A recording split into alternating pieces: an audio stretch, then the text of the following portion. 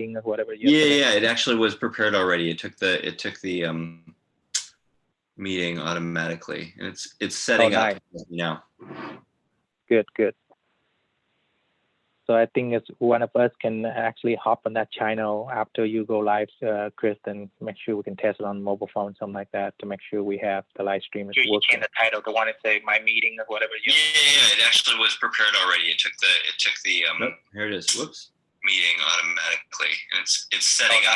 Nice. Now I need to turn the volume on it down somehow, don't I? Oh, okay. So I think it's one of us can actually hop on that channel after you go live, Chris, and make sure we can test it on mobile phone, something like that, to make sure we have the live stream is working. The title to want to say my meeting or whatever. Yeah, it actually was prepared already. It took the here it is. Whoops. Meeting automatically. It's setting up. Now I need to turn the volume on it down somehow, don't I? Oh, okay. So I think it's one of us can actually hop on that channel after you go live, Chris.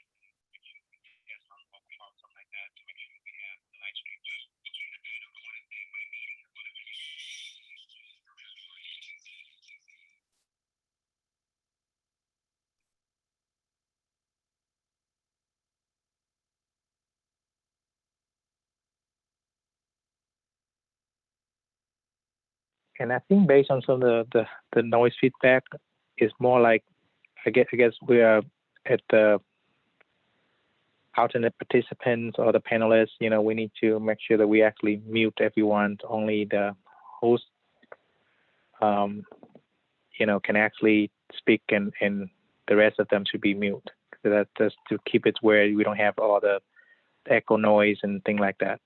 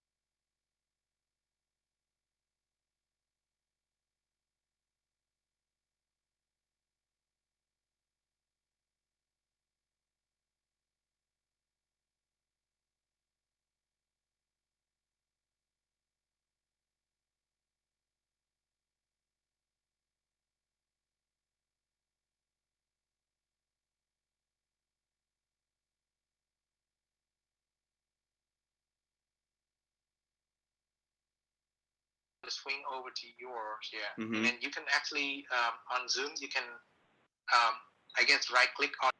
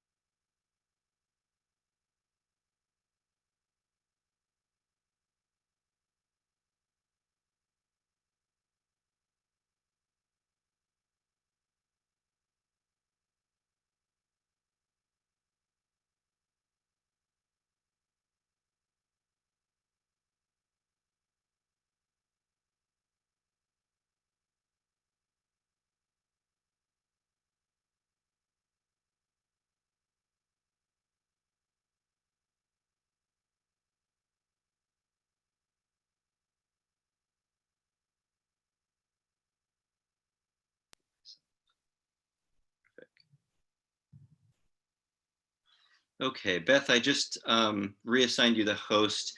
If anyone, Beth or Jeannie or Natalie could, or anyone online can pull up the YouTube channel and just check that to ensure the streaming is working. While Thang has still joined us, then we can, if there's any issue, we can troubleshoot it now in the next 12 minutes before our start time. So there's something I'm going to need help on. Mia is saying that she's trying to get into the Zoom meeting. It says she's getting a message that says host has another meeting in progress. So she can't get in right now, and I'm wondering how to deal with this.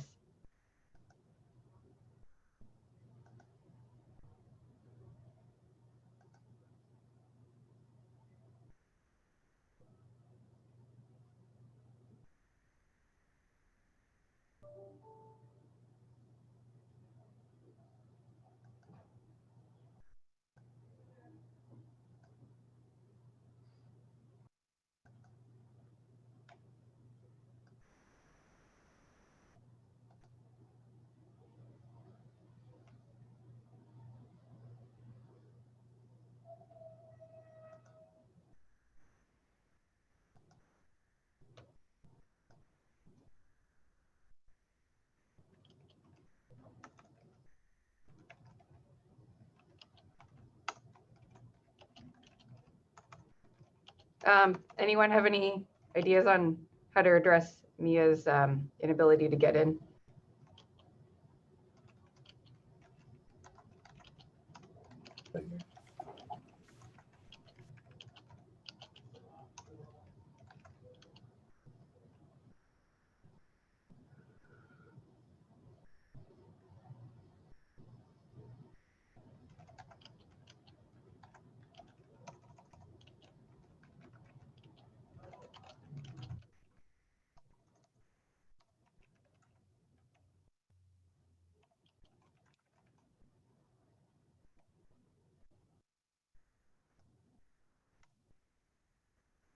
Hey, Jeannie, I'm looking up the issue right now, and it said that it has something to do with not ending the meeting properly. Yeah, that's what she says. Host has another meeting in progress. Yeah, I wonder if this goes away, because I checked my Zoom account, because technically I'm the host now, while Chris was one earlier. So I was wondering if it goes away, because this is the only meeting I have on my profile. So maybe she could try again, because now that I'm the host. Okay, I'll ask her to try again. Yeah, see if that works. And if not, I'll look up and troubleshoot some more. Let me call her.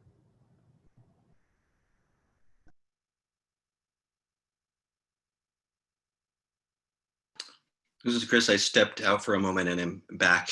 I might have missed some technical stuff. Let me know if I can be of help.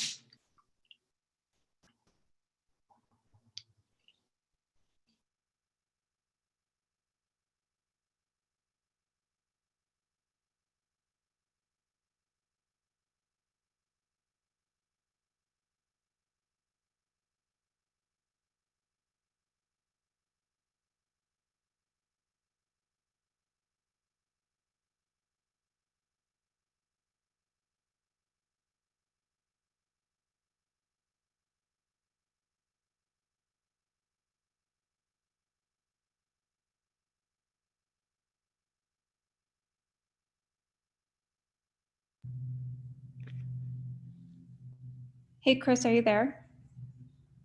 Yes, I am. So we were having an issue with the meeting where it said that the host has another meeting in progress.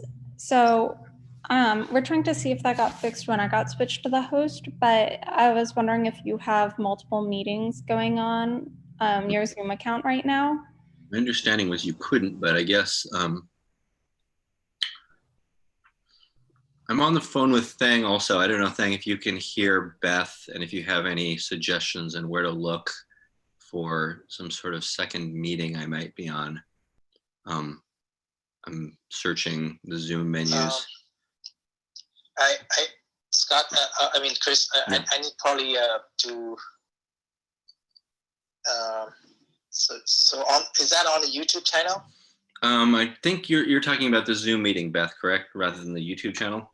Yeah, I'm talking to the Zoom meeting. So an alternative is we could send them the YouTube meeting link.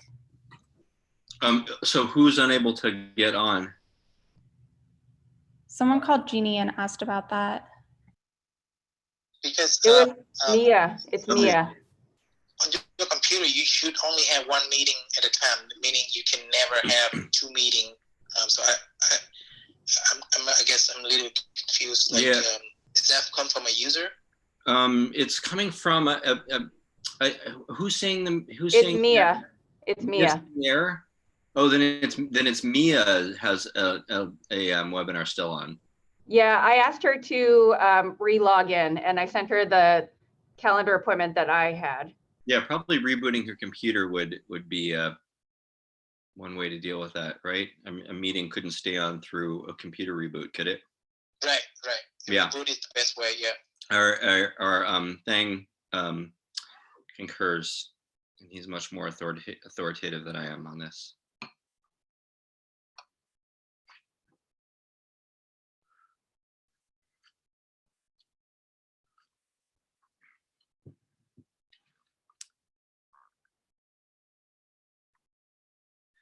Thank you both, Thang and Beth, for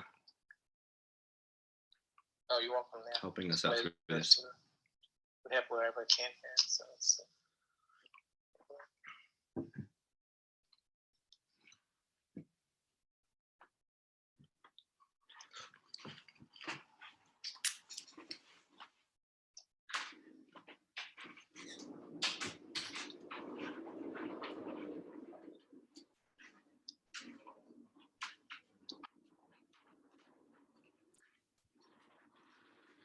So Kristen, we have 5 minutes. As soon as you go live, I guess if okay, I'm gonna probably hang up the phone with you so that you can not get distracted. Yeah, no, I appreciate it. That sounds good to me, and I'm only just waiting to see if the technical issue that we had is resolved. I think Mia's trying to get in, but I think it's on her end, not ours.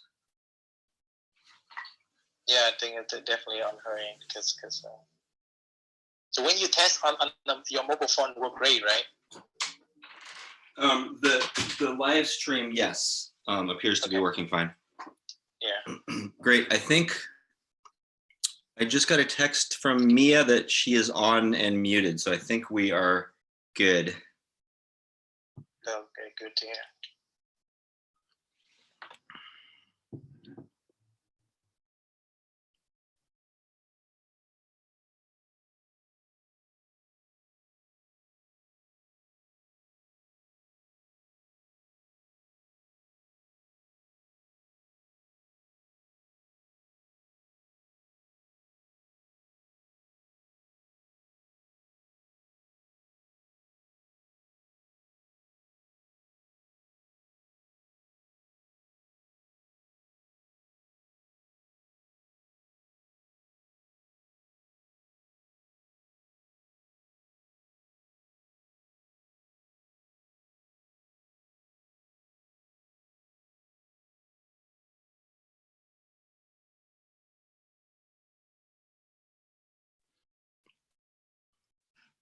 All right, internally for everyone's information, I'm unable to monitor the live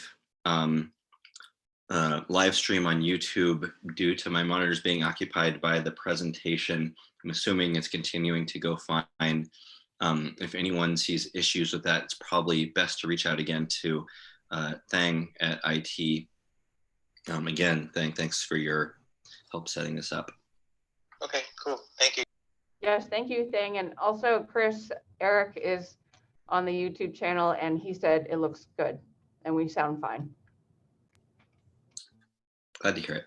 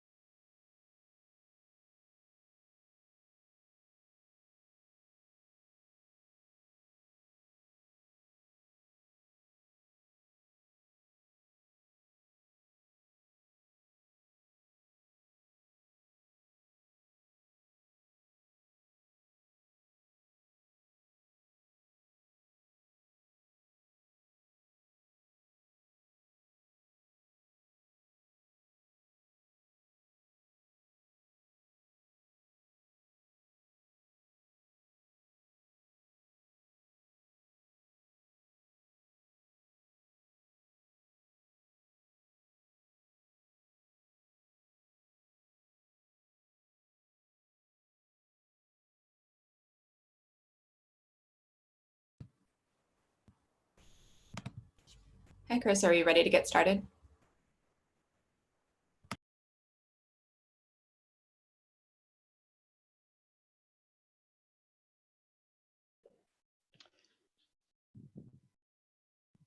Natalie, before Chris answers, it's Kate. I'm just letting folks who are on know that we are in fact here. You haven't been able to hear us. I see your questions because we haven't been talking, but hoping you can hear us now. Please send a note through Q&A if you cannot.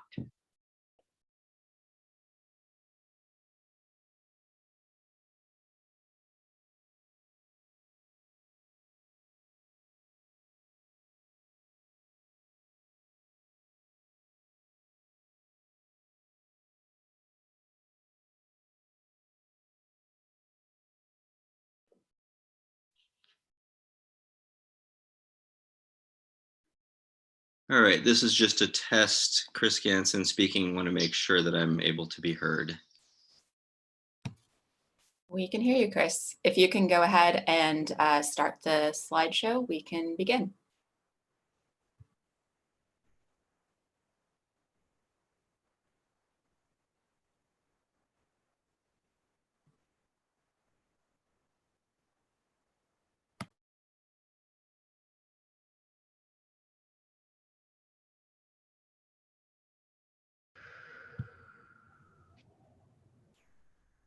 Okay, ready to go. Great, thanks, Chris. Good morning, everyone, and welcome to OPR's webinar, Implementing SB 743, What You Need to Know. My name is Natalie Kuffel, and I'm the Land Use Counsel here at OPR, and I'll be moderating this webinar with the assistance from my colleague, Beth Hotchkiss, our program analyst. Thank you for joining us during this difficult time. We hope you will find this webinar helpful as we all work to meet the existing July 1st implementation deadline for SB 743, which changes how transportation impacts are analyzed under CEQA. The agenda for today's webinar will be as follows. Next slide, Chris.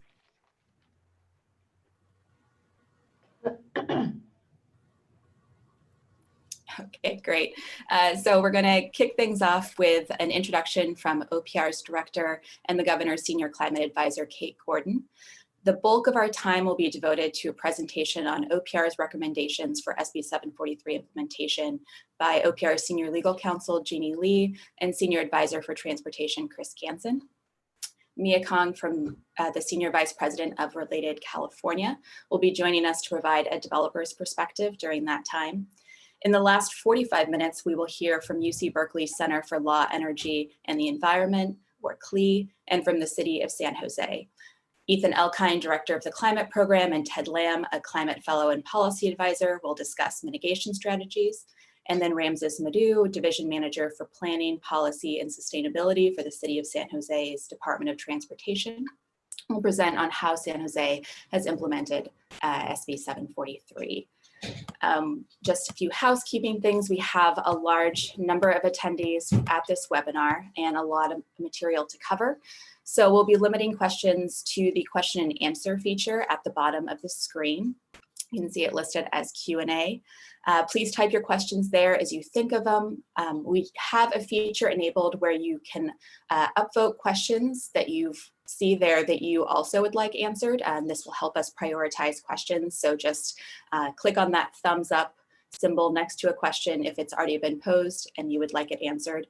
And we will answer those or ask those during designated breaks in the presentation. If we have time at the end of the webinar, we'll use that to answer more questions. And in general, we'll be prioritizing questions that help the majority of the attendees implement SB 743. We will likely not be able to answer all the questions posed, but we will use your questions to help guide development of a forthcoming frequently asked questions document, which will be posted on our website, and address them in upcoming office hours. If you have questions that are more detailed that you don't think would be useful for a general audience, we ask that you submit those to sb743questions@opr.ca.gov, and you'll see that email address throughout the presentation. Those are the questions that we'll be using for our upcoming office hours sessions. And make sure you're signed up for OPR's CEQA listserv. which you'll also see the link to, since that's how we're going to be advertising these upcoming office hour dates and topics. So with all of that housekeeping out of the way, I will now hand this over to our first speaker, Director Kate Gordon. Thanks so much, Natalie and Chris, and thanks to everybody who's joining the webinar. I know this is just an incredibly challenging time for all of us, but one of the things we are doing here in California is keeping the government moving and making sure that we're still available on the myriad issues that you all are facing every day as you continue to keep your local governments moving and your projects moving. So really happy to be able to be here and answer some of the questions that we're sure are coming up around SB 743 implementation. I really just wanted to give an overall kind of frame for the issue of, why we're here, the theory behind 743 and the vehicle miles traveled metric, and just some of the context for the state on what we're thinking as we're embarking into this new way of doing transportation analysis. Well, not quite so new, but new to some. Over the last century, California has been just incredible in terms of growth. We've seen our economy grow, our population grow. We're the 5th largest economy in the world, which happened actually fairly fast over about the last 7 decades. And that growth has been backed by leading industries, innovation, diverse regions across the state, and been really impressive. And during that time, of course, we built out the national and state highway system in California, which was the last huge transportation shift in this state. And that helped to spur development, both in cities, but also in suburbs and exurbs outside of city centers, making it easier to drive between downtown centers, suburban housing, created sort of bedroom communities around the state, farther and farther and farther out from city centers. And since then, we've seen project after project, frankly, to widen those freeways in metro areas to try to relieve the congestion that has happened in part because of those development patterns. Ultimately, that freeway widening has led to more and more cars making those commutes, and not necessarily to reduce congestion, but just to more traffic. At the same time, our inland cities, which were really bypassed by Highway 5 during the big highway expansion era, haven't seen the kind of investment and job growth and activity that our coastal cities have, and that they require to become real economic anchors for the state and for the regions.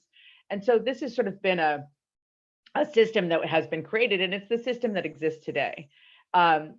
We're also seeing, and some of you are from these places, more rural areas and small towns feeling the pressure of increased population, partly driven by housing affordability issues in the coastal cities and increasingly in the inland cities, without the jobs, the housing, the services that keep those communities healthy and vibrant. And so again, creating a system where folks are living in one place and going somewhere else to work all over the state, creating these huge commute sheds across the state.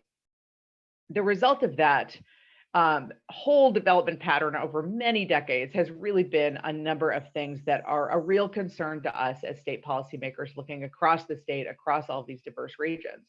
One of them is just the increase in this whole super commuter status, which is folks who just drive hours and hours each way to get to their jobs, pushing up housing and transportation costs for their own households, and making it just incredibly hard to participate in communities and in their kids' lives, in schools, in church. This feels strange to talk about today. Many of us are not doing those types of commutes right now, I know, and are at home and are maybe even more involved in our kids' school lives than we'd like to be. I know I am. But this is really the reality of the development pattern and what we will be returning to.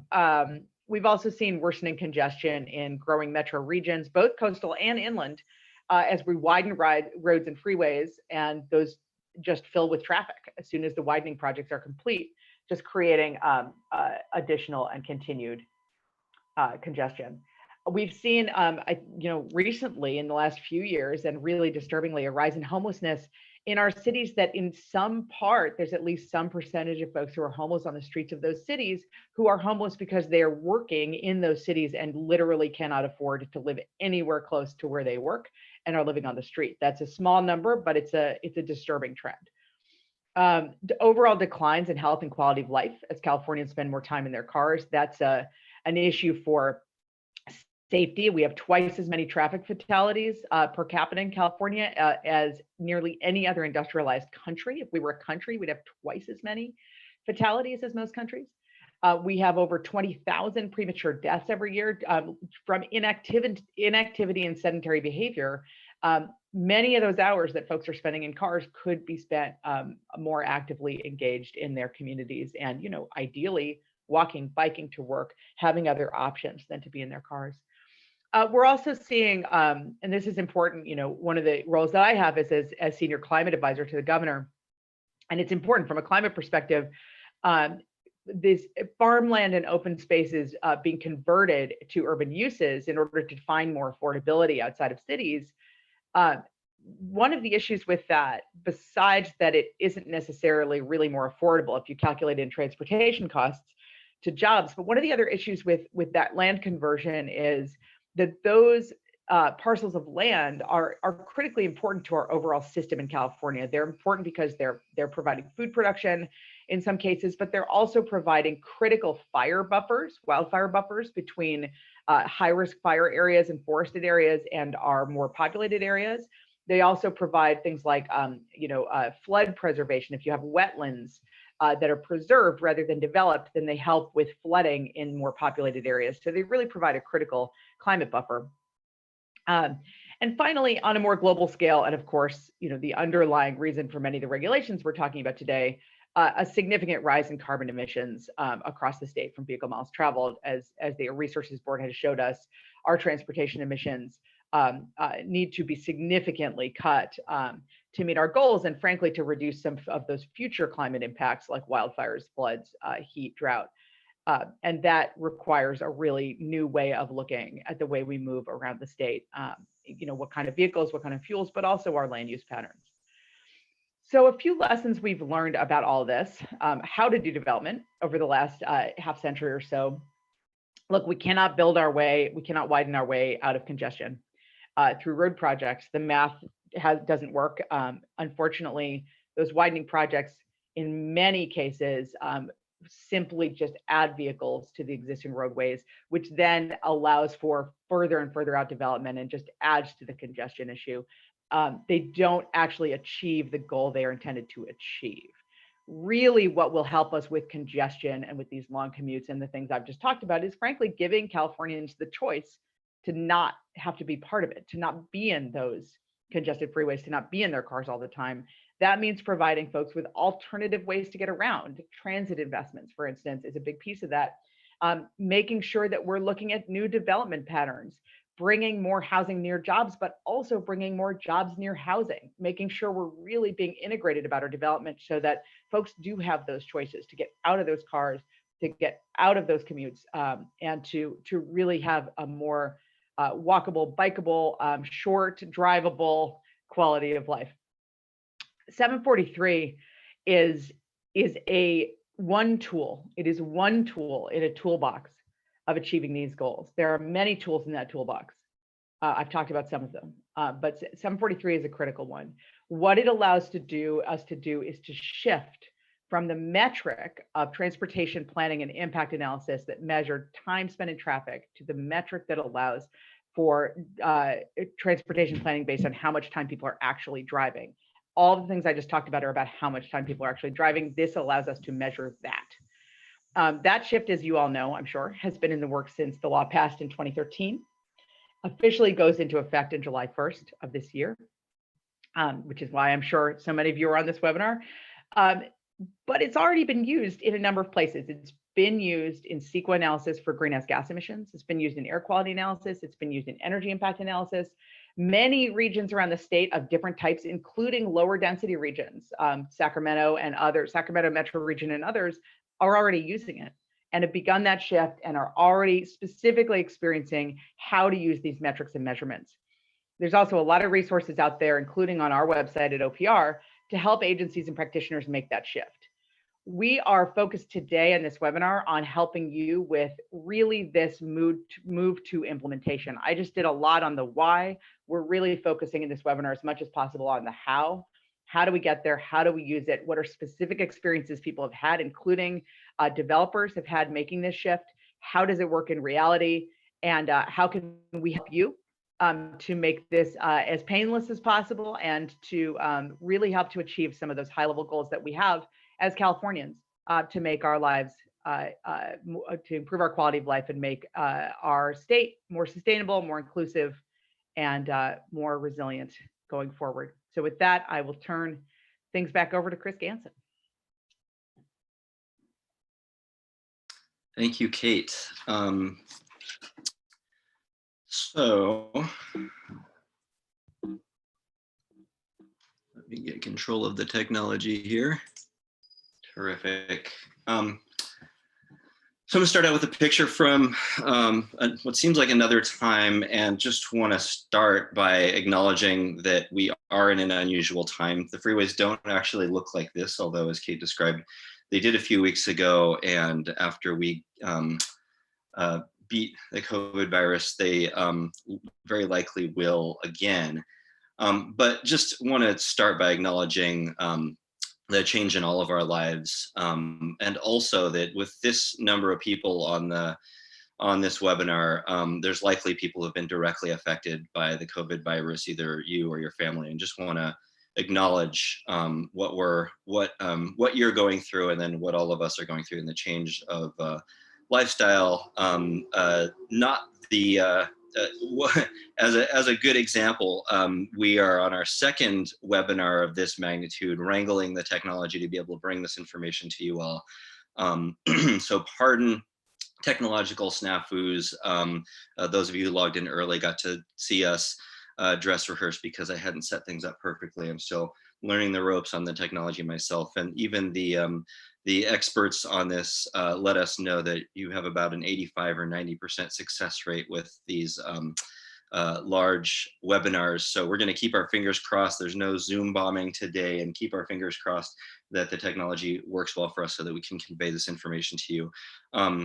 We have also set up a YouTube live stream. So there are some of you attending via Zoom, and Natalie gave you instructions on, and we'll put those back up on the screen when the time comes, on registering questions. Those of you on watching via YouTube, we apologize that we don't have a way to gather your questions in real time, but we will put up an email address for you to send those, and we will work on through FAQs, through open office hours, setting up times to answer those questions just as soon as we can muster the technology and the time on our end in the next, we'll look for it in the coming days and weeks. But I'll start off with a little bit of background on 743, and we'll quickly dive into the what and how. The common experience we have in California at every time except for this time of being behind the wheel of an automobile, being with a lot of other people behind the wheels of their automobiles, and having so many of us going the same way that we get in each other's way, slow each other down, and of course find frustration in that. And so it's no surprise then that the transportation industry, the transportation profession, has used automobile delay as its measure of success and failure traditionally, and automobile level of service is an example of this. The thing is that in doing so, we've defined this as success, even though there's not much of anywhere to go here, and this is failure, even though there's all kinds of places you can get to just a few steps away. There's some recent research in the last few years that dug into a little bit deeper into what's going on here. So here you have two scatter plots. The vertical axis on both is a job accessibility score. That's basically how many jobs you can get to. And on the left here, we have jobs within 6 miles. And it's going to surprise no one that the more jobs within 6 miles, the more jobs you can get to. However, you might also think that the faster you could go in your neighborhood, looking over at the right chart now, the faster you could go in your neighborhood, the more jobs you could get to. But you'd actually have that backwards. The faster you can go, the fewer jobs you can get to, is what the research tells us. And that's simply because in order to keep auto speeds up, you have to spread land uses out. And it turns out that the spreading of land uses hurts our ability to get places more than the keeping speeds up helps. That's fundamental in transportation, and SB 743 is reflective of our updated understanding of how that works. That same study was undertaken in a different metro area in California, very similar results, so we know it's robust. And the authors of that study wrote in their report out, the myopic focus on the traffic impacts of new development, that is, requiring new development to fix its own LOS, is misguided and may actually decrease accessibility and economic activity in an effort to protect traffic flows. And I pull this quote out in part because there has been a misconception that SB 743 is doing something to benefit the environment at the expense of other interests, such as our ability to get places and economic interests, our ability to grow our economy. Actually, that's not so. SB 743 in removing LOS as a metric of impact is ironically going to help transportation and thereby help the economy. So just to put a finer point on this, using LOS had these side effects for transportation and the economy. Worse congestion, ironically, even though the idea was to address congestion, because when you accommodate the automobile first and foremost around a new development, then more people are going to drive, and that driving is going to spill out beyond the area you've accommodated onto the regional roadway network and give us the regional roadway congestion that we see in every major metro area today.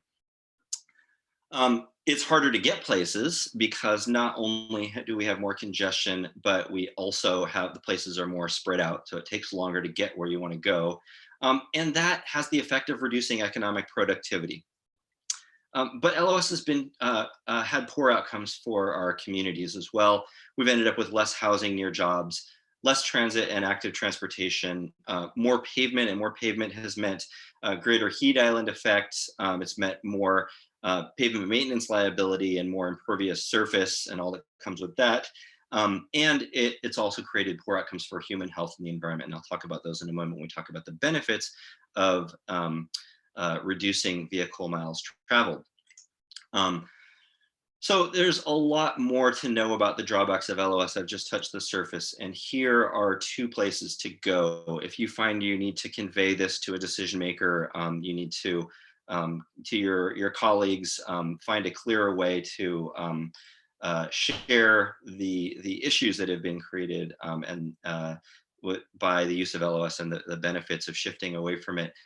We have a narrated slide deck on our website. You can find it through opr.ca.gov or this URL.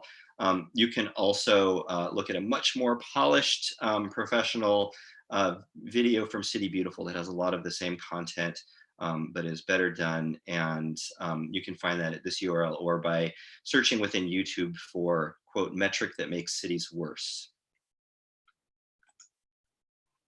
So we're shifting to vehicle miles traveled, and Kate already touched on some of the benefits of doing so. One, it's easy to assess. Relative to LOS, about 1/5 of the time and effort required to assess LOS. We're already using it in CEQA, as Kate pointed out, for greenhouse gas emissions analysis, for energy analysis, and other analyses connected to the amount of vehicle travel. A second major benefit is that it allows for widespread streamlining of projects across the state. And I'm going to dig into that in a moment with some more detail.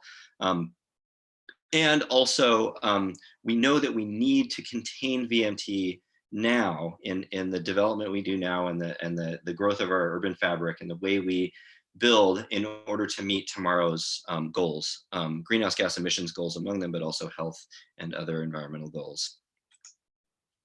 So let's talk about the streamlining a little bit. A whole array of projects in urban areas, projects near transit, in places across the state infill housing, centrally located office, locally serving retail transit projects, bike, pedestrian, livability, street safety sorts of projects, all will benefit from streamlining. And what we mean by streamlining is not that these are the sorts of projects that will go forward and others won't. What we mean is that these projects will not need to do any transportation analysis at all. They will be relieved of any burden to do transportation analysis. And other projects, as I'll describe, will still be able to move forward, just may need to do transportation analyses, again, which are easier under VMT than they were under LOS, and may need to do some mitigation. But let's talk about streamlining and what will go easier and quicker now. Most anybody who's been following 743 will be cognizant that development near city centers, this residential that we're looking out from, for example, will be streamlined, not need to do any transportation analysis. But also affordable housing anywhere in the state, including in rural areas. This is an affordable development in the North Tahoe area. Actually, we're going to hear a little bit more about this when Mia speaks.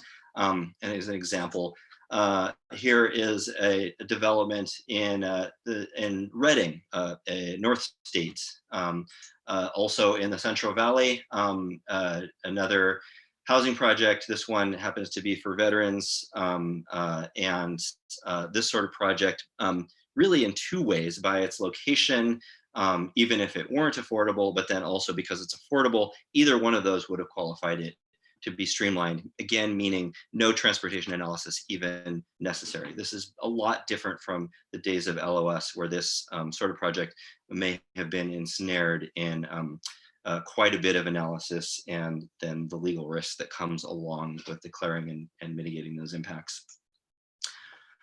Small town development. The small towns often perform, this is a surprise to some people, but often perform very well on a VMT metric. Especially the sort of development that keeps the town feeling and looking like a small town rather than that which makes it feel more like an exurb or a suburb. So keeping small town character is something that 743 can help out with, even as small towns develop to accommodate more population and economic activity. And suburban town centers can be used to bring down VMT by providing destinations for residents to travel that are closer. So these both can be built as VMT mitigations or built into projects to make them low VMT, and also will serve the purpose of lowering the VMT of the neighborhood fabric around them, oftentimes to a low enough level to create streamlined areas as well. So let's look at a map, and apologies for the blurriness of this one. It's the Sacramento area, and hopefully you can make out well enough that we have Sacramento. I'm drawing my arrow around downtown Sacramento right now, and I'm doing so because I want to point out that there's sometimes the concept that very centrally located downtown housing will be streamlined, sure, by 743, but that maybe the suburbs will be left out. And I just want to point out that the inner ring suburbs around here, I'm hoping you can see my my arrow in Sacramento, also a lot of additional urban fabric with real development opportunities in all directions, centers of neighboring small cities, large swaths of, for example, the suburban city of Roseville. These are in the so-called green zone. They are streamlined, not even transportation analysis, not even necessary in these areas. And in the other areas, projects can move forward by doing, again, an easier transportation analysis with VMT and mitigation that is often easier as well. Here is north of the Bay Area, the city of Santa Rosa. Again, a wide area that's just outright streamlined. And now to dig into our technical advisory and the recommendations we provide. And what I'm going to talk through is the different streamlining recommendations for streamlining opportunities we provide in that document. So the screening criteria we recommend are provided on page 12 to 15 of OPR's VMT technical advisory. You can find that on our 743 website. It's prominent there. As I was just sharing, we encourage the use of VMT screening maps in order to show where residential and office projects could be presumed less than significant, no analysis needed. Now, these maps have been produced by most of the MPOs around the state. We are also working on producing, getting our own VMT information to produce maps in a tool that we are aiming to push out July 1. Talk a little bit more about that in a moment. We also, and this is built into the CEQA guidelines themselves, recommend presuming development near transit less than significant. That is, any development that is transit oriented, that takes reasonable, makes reasonable use of the transit, doesn't have excessive parking, maybe not a big box store, but most residential designed to be, or any residential designed to be transit oriented, any retail, any office designed to be transit oriented. As long as that's consistent with the SCS, and that's generally a very easy bar, then that's streamlined. The only thing to watch for here is if you replace affordable housing with a smaller number of units of market rate housing, then you need to go look at the VMT from the people that have been displaced. But in most circumstances with any sort of transit-oriented development extending all the way out to a half mile away from the transit itself, that development need not even do transportation analysis. So here are the areas, the transit areas we're talking about: high quality transit corridors and major transit stops. These have formal definitions shared here. Again, we'll be making these slides available to you just as soon as we can get them prepared. We're looking to release recordings of the webinars as well, so you can look back that way if you want to follow these details. Again, these are all in the technical advisory. If you are looking to know how which transit areas qualify, again, we'll be pushing out a tool July 1, which will include mapping and down to the parcel level, but the definition is in this public resource code listed here. Also, 100% affordable, and I already mentioned this, any building, any development that's 100% affordable, we recommend presuming less than significant. The substantial evidence is we've written it up for you in our technical advisory. We also recommend taking that a step further. In your community, it's likely that a lower amount of affordable, say 50% affordable, might lead to less than significant impact, might lead to lower VMT as well. We encourage you to do a little extra research and show what that might be and streamline additional affordable housing. Locally serving retail actually acts to reduce vehicle travel, generally speaking, because you're plunking a destination into the urban fabric, and people, for example, a new Starbucks, people aren't going to take the new Starbucks and go further. They're going to go to the new one that's closer. It makes the trip shorter for some folks, at least. So in light of that, regional serving retail generally reduces VMT. We recommend not even analyzing it, just presume it less than significant. Projects which generate less than 110 trips per day, we also recommend, and the substantial evidence again is found in, excuse me, in our technical advisory. Okay, and I want to talk through some of the benefits of reducing VMT. Kate touched on these, and I'm going to go quickly, but a little bit deeper and throw some numbers. Greenhouse gas emissions. We can't ignore transportation emissions, and within transportation, we can't ignore the amount of vehicle travel. Transportation is half of California's emissions once you consider extraction, refining, and piping of fuels. And we're not doing well so far in containing transportation emissions, even as we do well in other sectors. And that's largely because we haven't been containing. We've had strong growth in the amount of vehicle travel. So here we see the blue line showing where our trajectory on vehicle travel and the carbon emissions from it. And the green dots are where we need to be. So we're already in 2020. Let's look beyond that to 2035. We need to bend the curve to get here according to SB 375 targets. But unfortunately, SB 375 targets don't get us far enough in order to hit the scoping plan targets, which are the real greenhouse gas emissions targets enshrined in law that we need to be at. CARB tells us that we need to be actually here. So we need to bend the curve even more steeply than that. And 743, reductions in VMT from 743 can play an important role in doing so. CARB is clear as day that significant changes to how communities and transportation systems are planned, funded, and built will be necessary to achieve even our 2030 climate goals, and certainly those beyond. So let's talk a little bit about health impacts of VMT and VMT reduction. Kate alluded to this. Currently, today in California, at the moment we are in a health emergency, but in the background, every single year we lose 21,000 people to physical inactivity in the state. When we achieve our mode share targets, that is increasing in biking and walking and transit use, which involves a bike or walk trip to get to the station most often,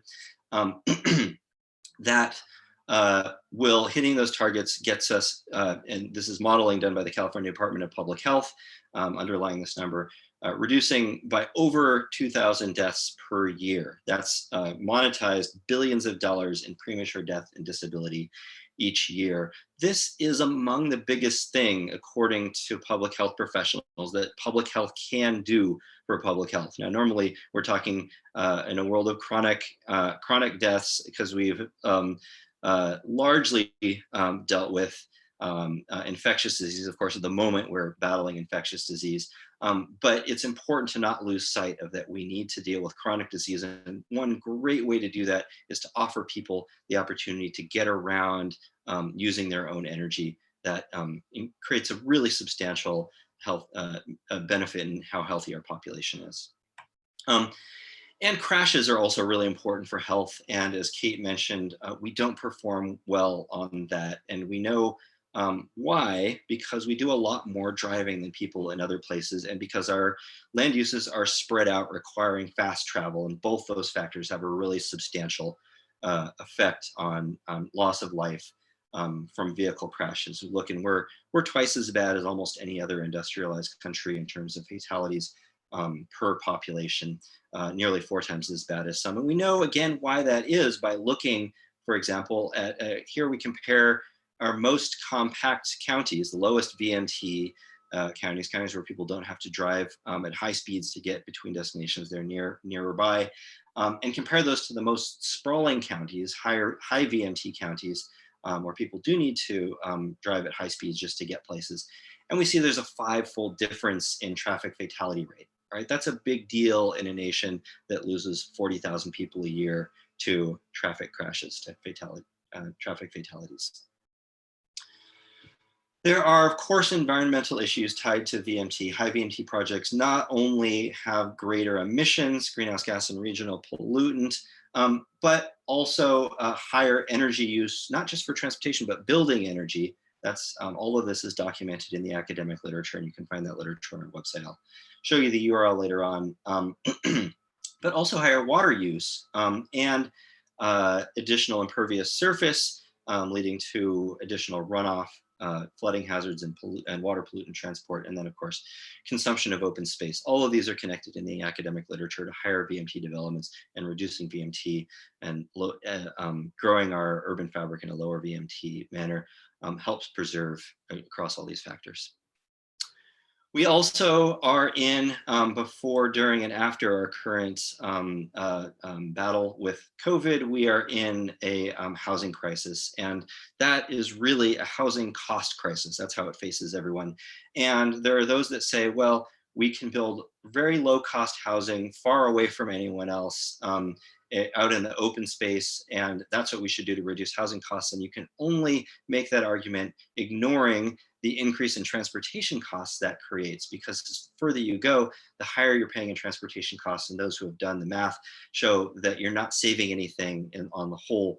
You're just trading off for transportation costs. And as Kate pointed out at the beginning, oftentimes living far away from everything you need to do and go to and work is no way to live, has real impacts on quality of life, and those filter down to health, etc.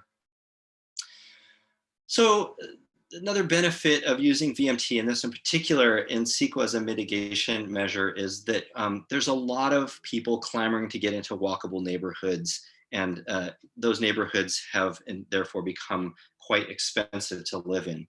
Everybody deserves to be able to live in a walkable neighborhood. Our health depends on it, our communities depend on it, and our greater environment depends on us all being able to, those of us who choose to live in walkable neighborhoods. It's clear that we have a way lower supply of walkable neighborhoods than we have walkable neighborhoods we have a much lower supply than we have demand. And that of course drives up prices. So you make a neighborhood walkable and then you end up displacing people. We need to create walkability for everyone in a widespread fashion across California to accommodate everyone who chooses to live in a neighborhood with walkability. A number of cities, as Kate also alluded, have already made the shift to using vehicle miles traveled as a metric of transportation impact. Pasadena, San Francisco, Oakland, San Jose, Los Angeles, I understand San Luis Obispo has recently joined. And these are cities which have developed methodologies which you may draw from. We're going to have Ramses Madhu from the city of San Jose join us today to talk a little bit about their work and share what they've done. This is a situation in which copying can be really helpful, and we're glad that these trailblazers have blazed the way. They have done it oftentimes by creating detailed policies that they pass through their city councils. And we want to assure you, and Jeannie will go into this a little more in a moment, that that isn't actually necessary. You can choose to do that in your deployment of 743, but you can also, as July 1 rolls around, and I know it's rolling around quickly and there's a lot else going on right now, particularly with COVID responses, that you can just take those projects on a case-by-case basis. So those of you who feel a little bit of anxiety around getting a policy together, know that that is an option, but not a requirement. And with that, I'm going to pass the microphone to Jeannie Lee, who's going to talk through the statute itself and the guidelines implementing them. And I'll be back after that. After we have we'll have a little question and answer, and then Mia will talk to us and give us a developer perspective. Thank you. Thank you, Chris, and good morning to everybody. I'm Jeannie Lee with OPR. As Kate and Chris have already said, we hope everyone is staying safe and healthy during this unprecedented time. And we are very thankful that so many of you could join us for this webinar today to discuss 743 and the vehicle miles traveled metric. I think Kate and Chris have done a very nice job of teeing up the next topic, which I'll be covering. I'll be talking more in depth about the legal aspects of SB 743 and the corresponding CEQA guideline.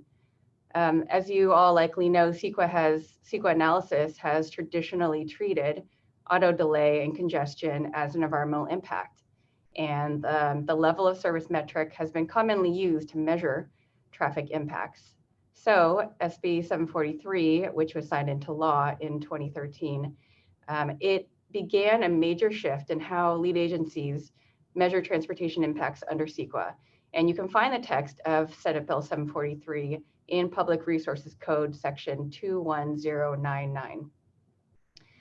The intent behind this law, as it was stated in Senate Bill 743, was twofold. First, to ensure that impacts continue to be, and specifically transportation impacts, continue to be adequately addressed in CEQA. And number two, to balance the needs of congestion management with the state's goals related to infill, promoting public health through active transportation, and reducing greenhouse gas emissions. 743 directed OPR to propose an update to the CEQA guidelines, and I know many of you have been following that long process, and we certainly appreciate all of the feedback and comments and the conversations that we've had throughout the state on the guidelines update. So this guidelines update established a new criteria for transportation analyses that would promote the state's goals, and OPR finished its proposal after this lengthy public outreach process that began in 2013. We then transmitted that proposal to the Natural Resources Agency, who then initiated a formal rulemaking process. And those guideline changes, including the VMT metric, All of those were certified by the Secretary in 2018. Importantly, Senate Bill 743 said that upon the Secretary of the Natural Resources Agency certification, automobile delay is no longer a significant environmental impact under CEQA. Next slide, please. So what does a new guideline require? As a result of the Resources Agency's rulemaking process, the changes required by Senate Bill 743 were included into the CEQA guidelines, and specifically you can find this new metric in guideline section 15064.3.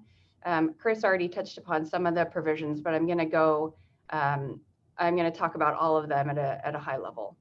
So first, the guideline section says that VMT is the most appropriate metric for determining the significance of transportation impacts under CEQA. So under the new guideline, we're no longer measuring congestion under CEQA, and a project's impact on auto delay is not a significant impact except for where provided in the guideline, as it expressly states.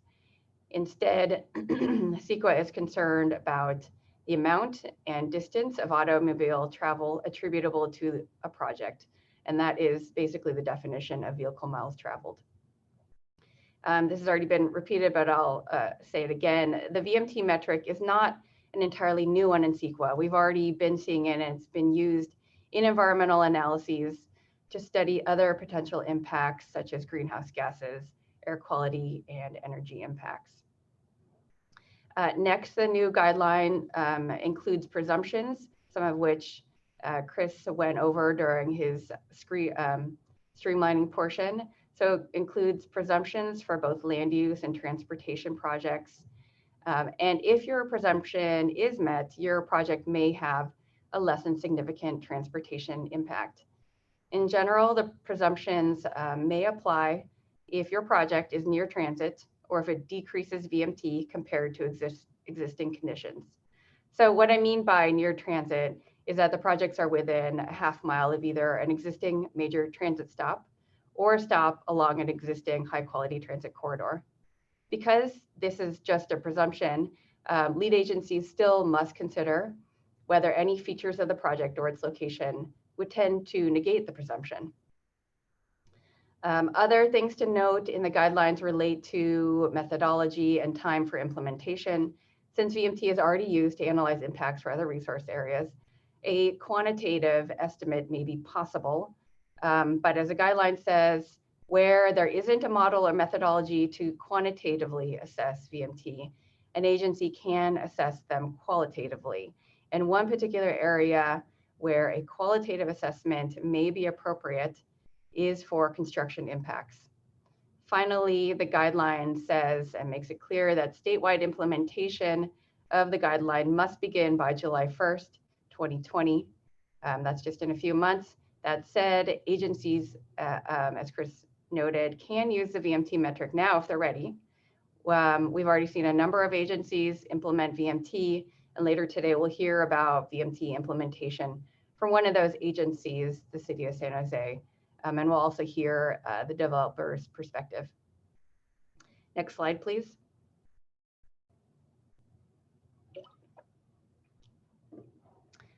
So when do CEQA analyses need to begin using VMT? This is a question that we get asked often, particularly among those who are working on documents that may be in process. Some agencies have already adopted and used the VMT metric.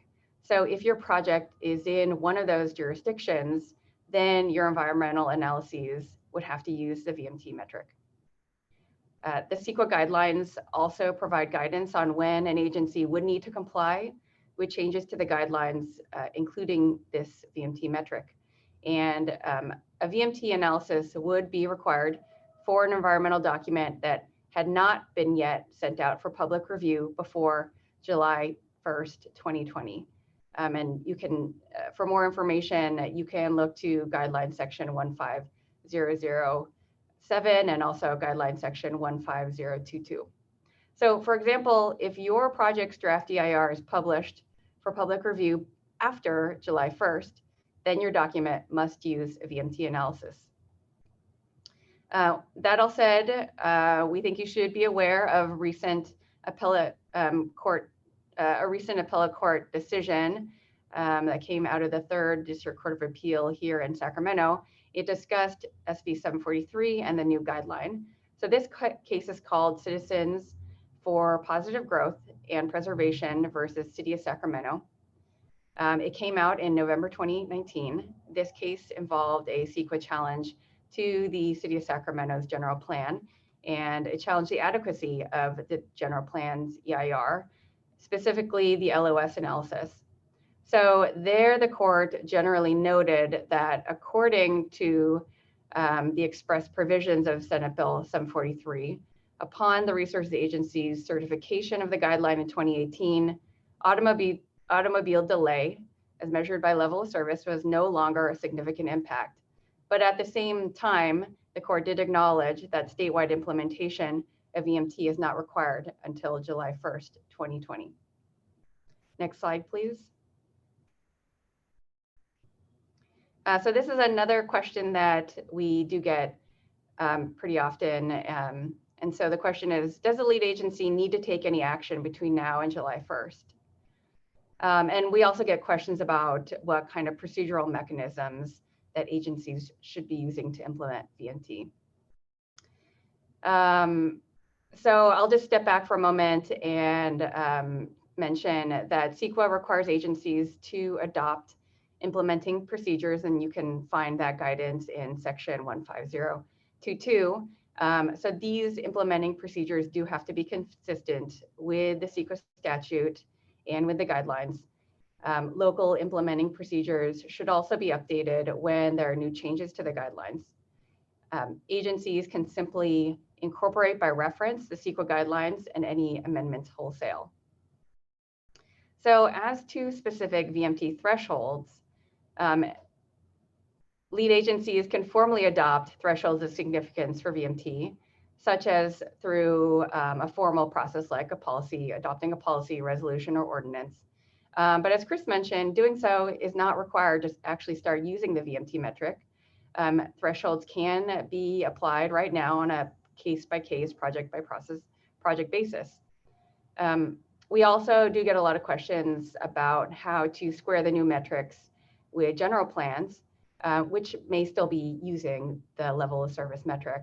And agencies can still use LOS in their general plans or for other purposes outside of CEQA even after July 1st. One other thing that I want to quickly mention, because we do get a lot of questions about this, is tiering. And tiering, as you likely know, is a mechanism in CEQA that refers to when the agency covers these broader general matters in an EIR. And then there are more site-specific projects that come later, and they are tiered from the broader project EIR or environmental document. So the question that we usually get is, how do we deal with tiering in this new VMT world? And so whether VMT is going to be covered in a tiered document, we think is going to be largely a fact-based inquiry and guided by CEQA guidelines section 21166 and, Public Resources Code section 21166 and the guideline sections 15162, et cetera. So again, we think it's going to be a fact-based inquiry, and it certainly feels like we're in this space that reminds me at least of greenhouse gas emissions and all the discussions that happened way back when and how to address those. So this is definitely a topic that we want to discuss more further in detail in office hours, and so please expect to hear more from us on that topic, and certainly sign up and look out for our e-blasts on the webinars, on the office hours. And I think that's it for me. Thank you, Jeannie. We now have time, about 4 minutes, for some clarifying questions, and I believe Natalie might have collected some of your questions for us. Yeah, so our top question based on upvotes is about whether an LOS analysis is still required for the noise and air quality analyses under CEQA. Yeah, thanks. So the short answer is no. A slightly longer answer is that air quality analysis that pivoted from LOS was a carbon monoxide hotspot analysis. And the vehicle fleet in California is now clean enough that there is never a carbon monoxide hotspot triggered by any size project that's conceivable. It was years ago that someone did the math to show that it would require a 15 lane by 15 lane intersection to trigger such a hotspot, and we don't have those.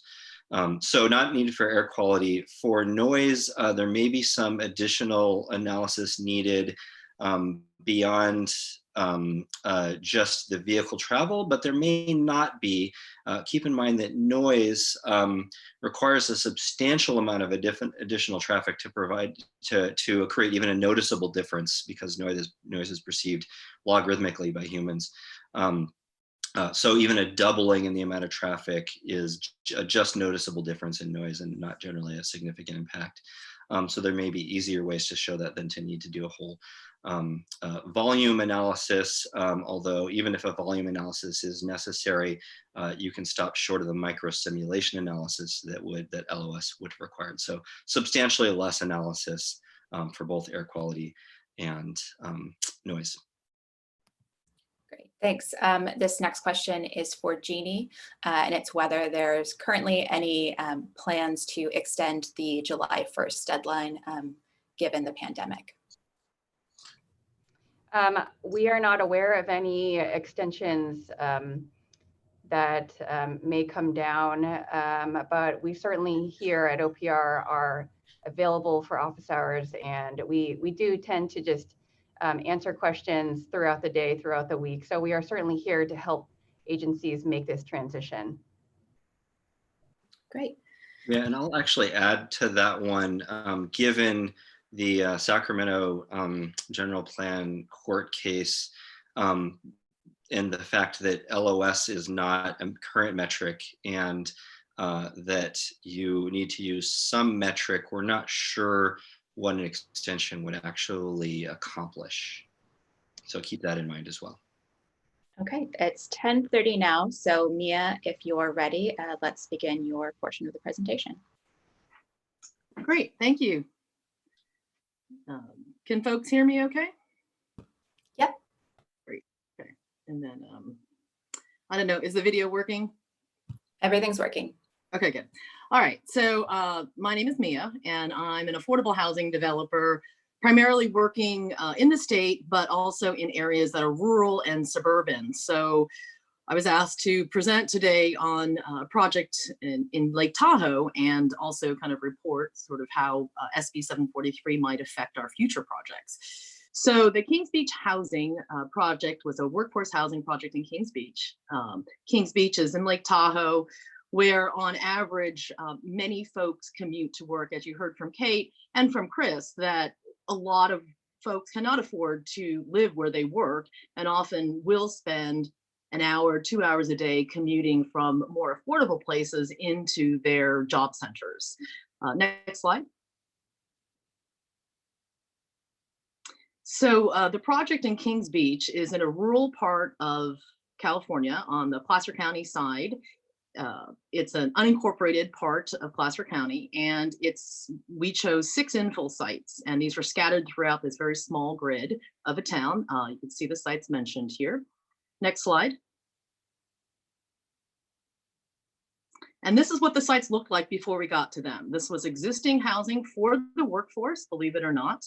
On average, these sizes were about 267 square feet. They were often built for the summer camping season. Down below the brown buildings were summer cabins. On average, 5 people occupied 1 room, and they paid, the brown buildings below were about $900 a month. We were able to purchase these buildings, tear them down, and come up with an infill product that could be repeated on those multiple sites that were also going to be 100% affordable. Next slide. This is what we ended up with. We had to change all the density. It took 4 years to get entitlements. Had we had SB 743 at the time, it would have taken some of the risk off the table. We had to change density. We went from 7 units to the acre. We got approved at 30 units to the acre. We had to reduce our parking from about 2.5 parking spaces per unit down to 1.2. Each and every part of this was difficult. We had to do 12 entitlement processes for 2 different regulatory agencies, and traffic and issues of impact were definitely studied in all of these cases. And it always left us vulnerable for future lawsuits. And so having a tool like SB 743 that could give us some certainty around streamlining would definitely help future projects. Next slide. This is what we ended up with. We had a culmination of 6 different sites. This was our largest building, tallest building ever approved. Had to go through a mitigated neg deck, so we were very much open to lawsuits at that point. Fortunately, we were successful. We were able to accomplish all of our entitlement hurdles, get entitled, get financing during the last major crisis we had, which was the Great Recession. These were completed in 2012.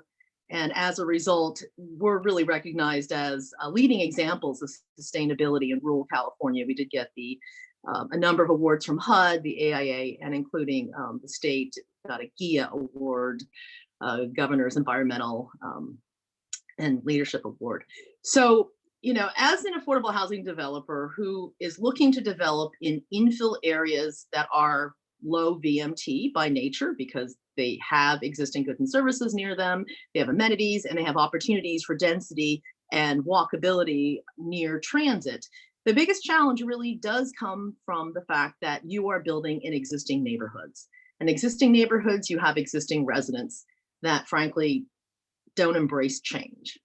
And as a result, as we all know, traffic is one of the #1 reasons why projects are sued. It's easy to dispute LOS studies. It's easy to get neighbors all upset around parking and overflow parking and traffic concerns. And so, you know, from my perspective, I think it would be helpful to have that clarity, especially when it comes to affordable housing. And I want to underscore what Chris said earlier, that affordable housing would be streamlined, 100% affordable housing, in areas that are both low VMT areas as well as non-low VMT areas. So as long as we're developing affordable housing in these areas, we could take advantage of that streamlining opportunity for the VMT analysis, which frankly is very helpful. I'm looking at doing another project in the Tahoe area that unfortunately doesn't have as many tools to its use for a variety of reasons. And I think SB 743 will help a lot in this particular area where we have a lot of existing neighbors who are not happy about having new residents in their communities, and being able to have SB 743 as a tool in the tool chest to offer the state's guidance on the fact that affordable housing has less than a significant impact on traffic will go a very long way to help us close that litigation door and allow for more projects like the one I just showed you to emerge in California. So we are looking forward to seeing how this will unveil, but there isn't one size fits all, as I think we all know. The state has done a good job of providing a number of different tools, SB 35 or a variety of CEQA exemptions and even density bonus law. But this SB 743 really addresses that sticking point of traffic and impacts that really affect neighbors. And so I think this tool will be helpful going forward to allow more certainty for projects like the ones that I do in rural California or in suburban California that has neighbors that are not used to. When they hear density, often people get visions in their minds as to what that looks like, and they get a lot of fear around people moving into their neighborhood. I think this really could help to put that to rest. And that's my last slide. So I think I was a little quick, but I'm happy to answer questions. Thanks. We have a time for a few questions for Mia. Great, thanks, Mia. And I saw that you had said you wanted to answer one of these questions live regarding AB 1600 and congestion management plans. Is that correct? Ooh. Is that a slip of the finger? No problem at all. I won't put you on the spot regarding that. Let's see. We have a lot of questions for Chris. I'm trying to find questions for Mia. I think I talked too fast. Yeah, must be your presentation was so great. Okay.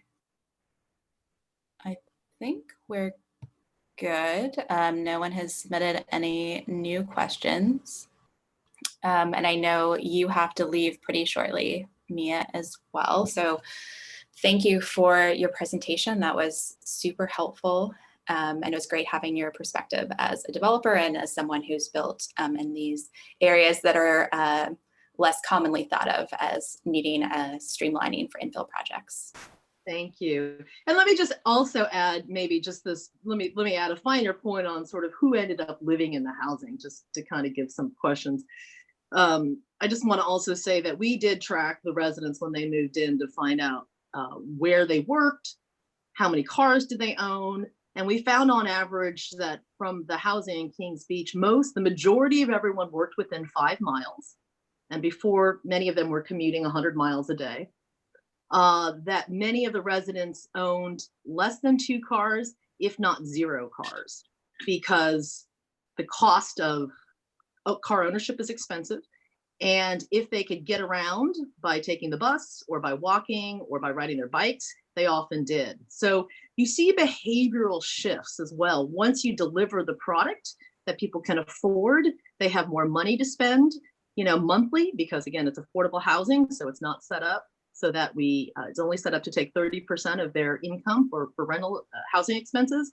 And then the rest gets to be invested, in their families and in their communities. And so it really starts to work as far as mode shifts, because you allow people to function without a car if you place new communities in existing walkable communities.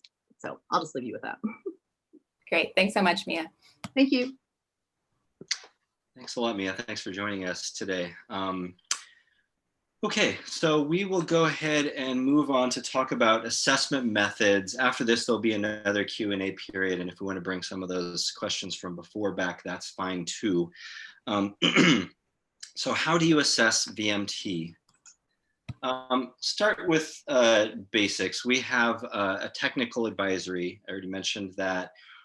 It's built on substantial evidence and also on a lot of work by a lot of people. We've had many expert convenings and consultations. We've been part of well over at this point 200 panel discussions, other conversations, and all of those have been have provided input and fine tuning to the methods that we have put forth as recommended in our VMT technical advisory.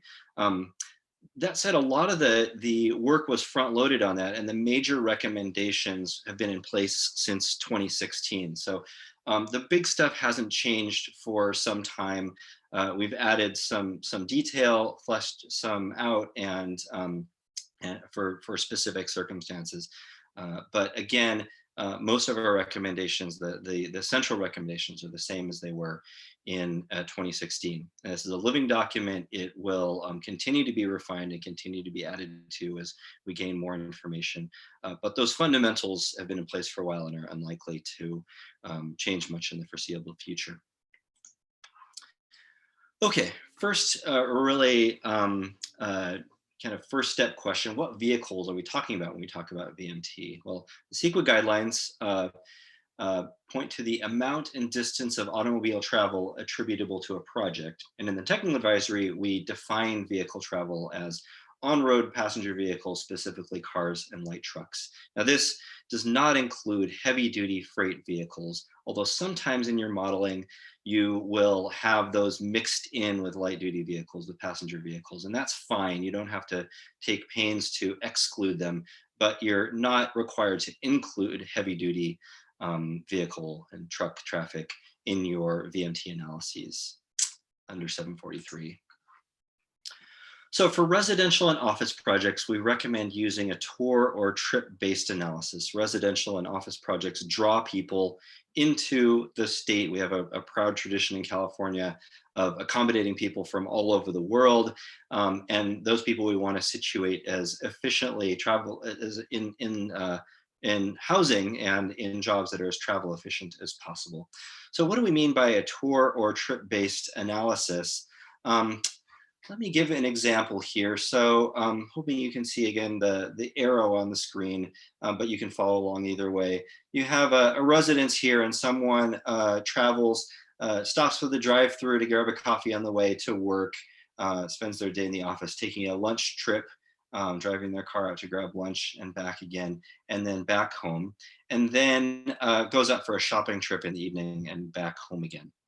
That to a tour-based travel demand model, the kind of more sophisticated version of travel demand model, looks like this. It looks like a work tour, including those extra trips around the work trip. And then it looks like a separate shopping tour. A tour to a tour-based model is anything that begins or ends at the home. So tours always start and stop at the house. And together, all that vehicle travel is household VMT. That's the term for it. It's just the VMT that's generated by a household. So now we're going to look at the older and a little bit simpler trip-based models, how they see the world. So here you have someone leaves home, goes to work, commutes straight back again, and in this case, stops by to grab a bite, and then goes elsewhere to do some shopping and back home again. So how does this look to a trip-based model? Well, like this. Trips 1, 2, 5, and 3 begin or end at the home, and so they're home-based VMT. But trip 4 over here, between two other places, is a non-home-based trip. And a trip-based model can't see that this trip is coming from this house. It doesn't know that. And that's fine. Using this approach is a fine way. It's just that when you use home-based VMT, you also have to compare it to a home-based, a threshold of significance that's based on home-based VMT. I'll talk a little bit more about that in a moment. But our recommendations in a little more detail for residential, and again, this is on page 5 of our technical advisory. The page numbers I show here are from the technical advisory, again, on our website. Home-based VMT is trip-based, this is just the lingo we use, and household VMT, tour-based. You can use either of those options. We recommend you use the metric VMT per capita. Again, in California, we accommodate people from far and wide, CEQA, the purpose of CEQA is not to limit growth, limit the number of residences we build, certainly, but to channel that growth more efficiently and to inform us when it's efficient and when it's not. It's CEQA's primary role. And it's explicit in case law that an efficiency metric like VMT per capita with the denominator may provide a better metric of impact. The case law is around greenhouse gases, but it speaks about an efficiency metric more generally. And one really important benefit is that using this approach, you can crosswalk your significance threshold to greenhouse gas emissions in state law. Now, we know that VMT does a lot of environmental, has a lot of environmental impact, and mitigating does a lot of environmental good. But we have very clear enshrined in law targets for greenhouse gas emissions reduction. And so we recommend using, for all land uses, not just residential, and for all projects in general, tying VMT threshold development to our state climate laws. Very similarly, we recommend using a trip-based or tour-based, that is a home to work or commute tour VMT when analyzing an office project. And we recommend using the metric VMT per employee, again, an efficiency metric, again, because we're not looking to reduce the amount of jobs or office projects. We're looking to situate them and make them, give them features that, that allow them to be transportation efficient. Again, this approach can be crosswalked to state greenhouse gas goals enshrined in law. I should mention there's another, I kind of skipped over it quickly, but you may also look at an employee's entire household VMT, the entire amount of travel that the employee makes, because, and then assign that back to the office location. And that makes sense to do because the work location has such an effect on our overall travel patterns, on vehicle ownership, et cetera. More on that again, page 5 in the technical advisory.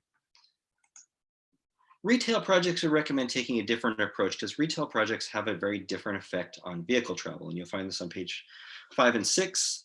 We recommend looking at net VMT. That is the VMT with and without the project. So look at the effect the project will have on VMT. And that's essentially because unlike housing or office projects, retail projects distribute existing travel patterns. So people don't start shopping when you build a new store, they redistribute their shopping travel patterns. And they might redistribute their shopping travel patterns in a more travel efficient way. It might mean they don't have to drive as much. This new store opens up close by. Or it might mean that a new store opens up on the edge of town and attracts purchases from closer retail, and that increases VMT. So the analysis looks at whether there's an overall increase or decrease. And many times there will be a decrease. For example, with local serving retail in existing infill fabric particularly, but generally locally serving retail will provide a closer destination. A great example is a grocery store in a food desert where someone may have had to drive 2 neighborhoods over to go get their groceries and now can make the short trip to the new store within their neighborhood. That can definitely reduce the amount of overall vehicle travel. For mixed use projects, we recommend analyzing each use separately rather than mushing them together. This is on page 6 of the technical advisory. And the reason we recommend not mushing them together is that when you combine land uses, the result as to whether you get a significant impact or not ends up being how much of one land use and how much of the other land use you have in your project, rather than how well each of those, rather than how well the project overall performs, rather than how transportation efficient the housing is, how transportation efficient the retail or office is, for example. So I recommend analyzing those on a land use by land use basis and comparing the results to the threshold for that particular land use. And we'll talk about those thresholds in the next section. And I mentioned this already, but just to put a finer point on it, it's important that the methodology for threshold determination, the methodology for project assessment, and the methodology for project mitigation be apples to apples. In other words, if you're using a trip-based rather than tour-based a number for your threshold determination, you should also use that for your project assessment and your project, and to compare to how much VMT project mitigation will accomplish. Similarly, use a tour base for one, use a tour base for all. There's more on this on pages 16 and also on page 30 of the technical advisory.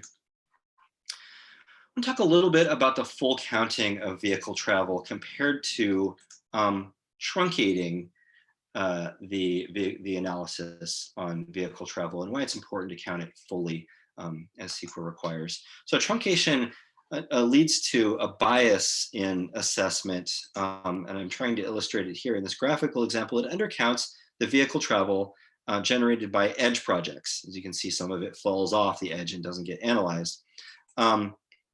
It also undercounts projects with longer trips. And it causes an underestimation of the threshold, because looking, as we'll talk about, with at the regional VMT per capita and looking at the threshold based on that, that's going to look lower than it should if you're truncating some of that vehicle travel. And that ends up limiting the breadth of your infill streamlining. Each of these effects piles on to create a permissive bias for outlying development and a strict restrictive bias for infill by hiding some of the vehicle travel. So it's important to get this right. And it's also from a more formal CEQA legal perspective, there's a requirement to look at the full picture, look at the full effect of an impact. This also applies for, there's a bit of a tradition of divvying vehicle travel or emissions 50-50 in climate action plans, but doing so in the CEQA context ends up having the same effect as truncation. It ends up causing an undercounting and ends up causing a bias. So we recommend not doing that. It will seem to some people like that creates a double counting, but in fact, you're comparing to a threshold that's also full counting, and that's what's relevant here. The comparison, again, apples to apples, of your project's generated VMT and the threshold VMT. So we recommend that if you find that the VMT is extending beyond the area, the vehicle travel from the project is extending beyond the area that your modeling covers, extending that area in some way or another. There's some detailed work going on in the SACOG area at present on how to retrofit a travel model in order to do this. But there's also easier ways that it can be done even in kind of a back of the envelope fashion. So you may see, for example, that a certain volume of traffic is arriving at the edge of the model and going off the model. Well, if you know that that's going to the town 5 miles beyond the edge of the model, then you can take that volume and add the 5 and multiply it times the 5 miles and get an estimate of that additional VMT to include in your analysis. Okay, I'm going to pause there for questions on assessing VMT. Natalie, when you're ready, please go ahead and share what people want to know. Yeah, thanks, Chris.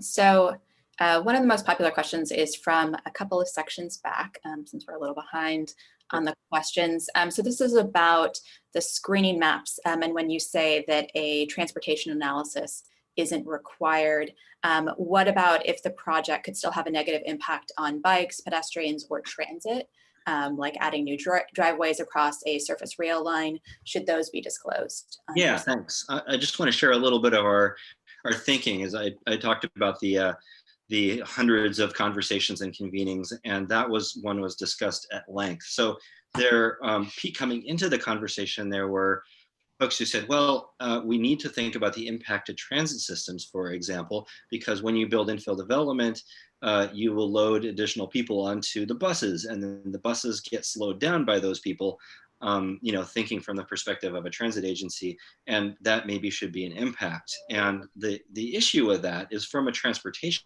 perspective, yeah, you are, an infill development is going to add is going to add ridership to a bus line, and that is, in fact, in a very real way, in expense and on the transit system. And yet you're also providing an extra destination in the urban fabric. So you're actually quite likely, with an infill development, helping transportation because you're shortening trips. So we recommend, one, dealing with factors like that, generally speaking, with an impact fee, if that's appropriate for your community, and basing that impact fee on the vehicle travel, on VMT and the vehicle travel loaded onto the network. It seems a fair approach to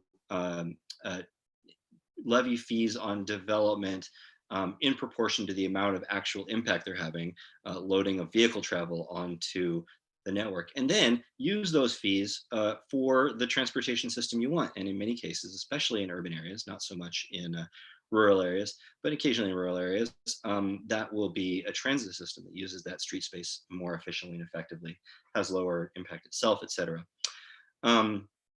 We did suggest in our guidance, in our advisory, that if a project blocks access to transit or blocks a transit route, that might be considered a significant impact. But just increasing the use of transit or the number of people biking and walking, we don't recommend that be a significant impact in CEQA. Now, outside of CEQA, it will be important to do some good project design. The project will need to work with the city to make sure driveways don't impact particularly vulnerable road users, but also even to make sure that they are situated in a way that make the traffic system overall function, including roads, of course.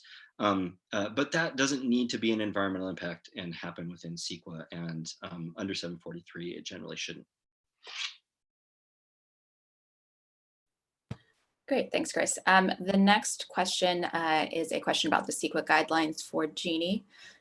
So Appendix G of the CEQA guidelines under the transportation section asks about a conflict with a program plan policy addressing the circulation system, including roadway facilities. And the question is what this was intended to address, if not level of service.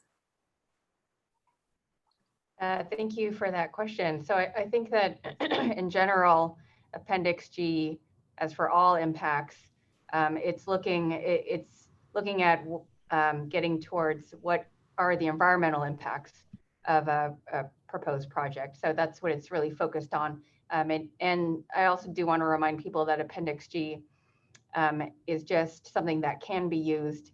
So in some instances, maybe answering this question may not be specific to, you may not specifically answer this question in all cases. I mean, it may be something that you, I guess, massage in different instances. So, but I think in general, Appendix G just talks about, it pivots towards looking at the environmental impacts.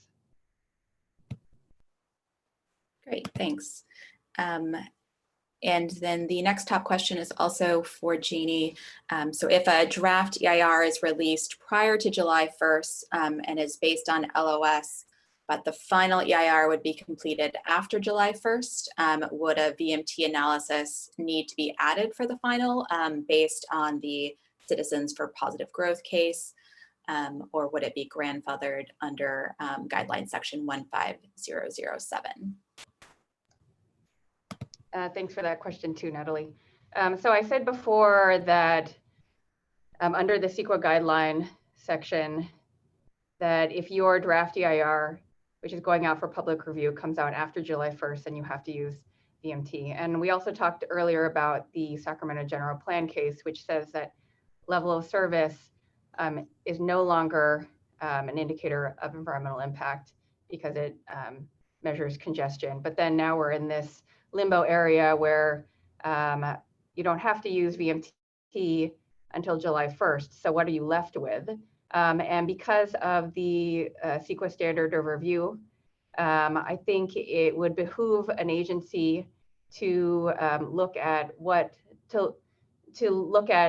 perhaps VMT as probably one of the best indicators of environmental impact, as it says in the CEQA guidelines.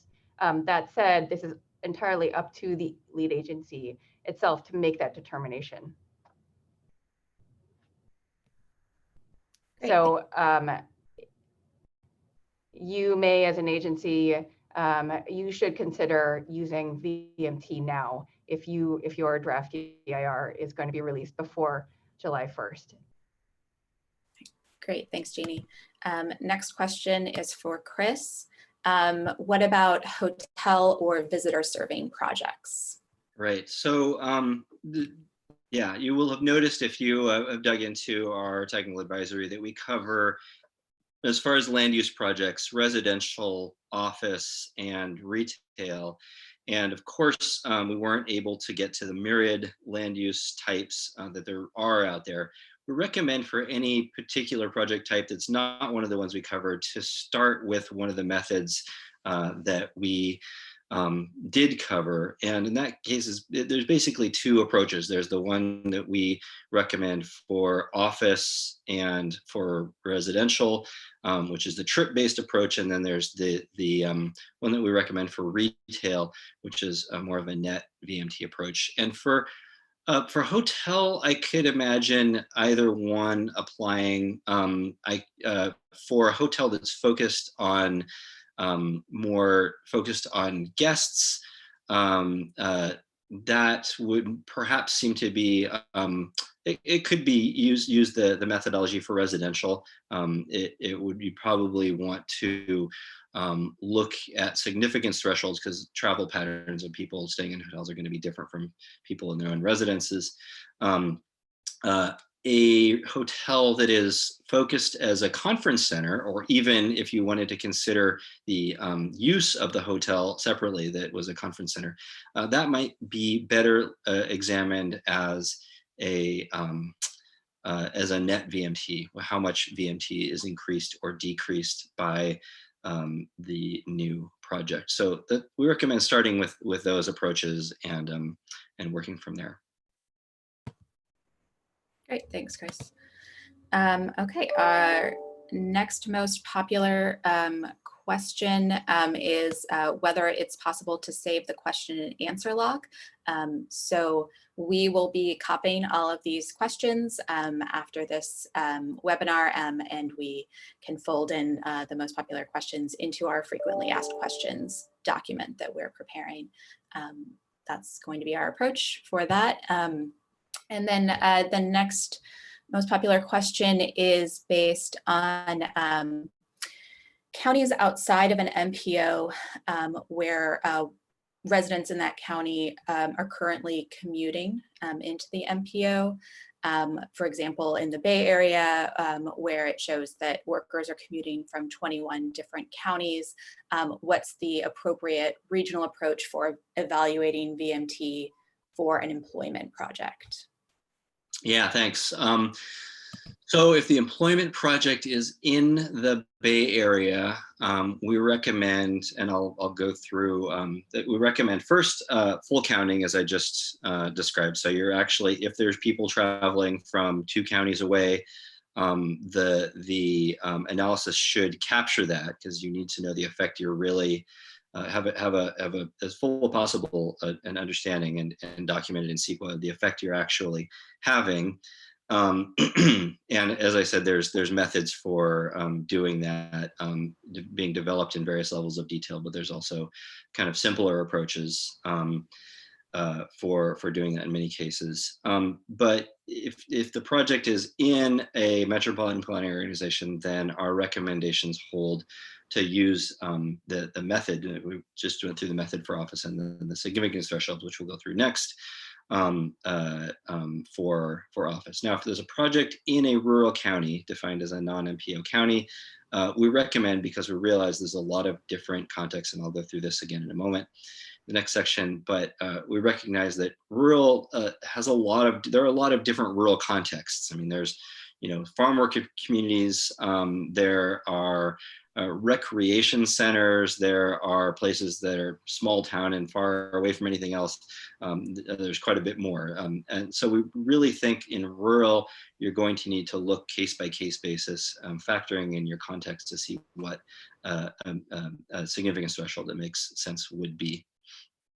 Okay, great. That will be our last question for this section. It's now 11:05, so let's go ahead and move on to determining significance. Thank you, Natalie.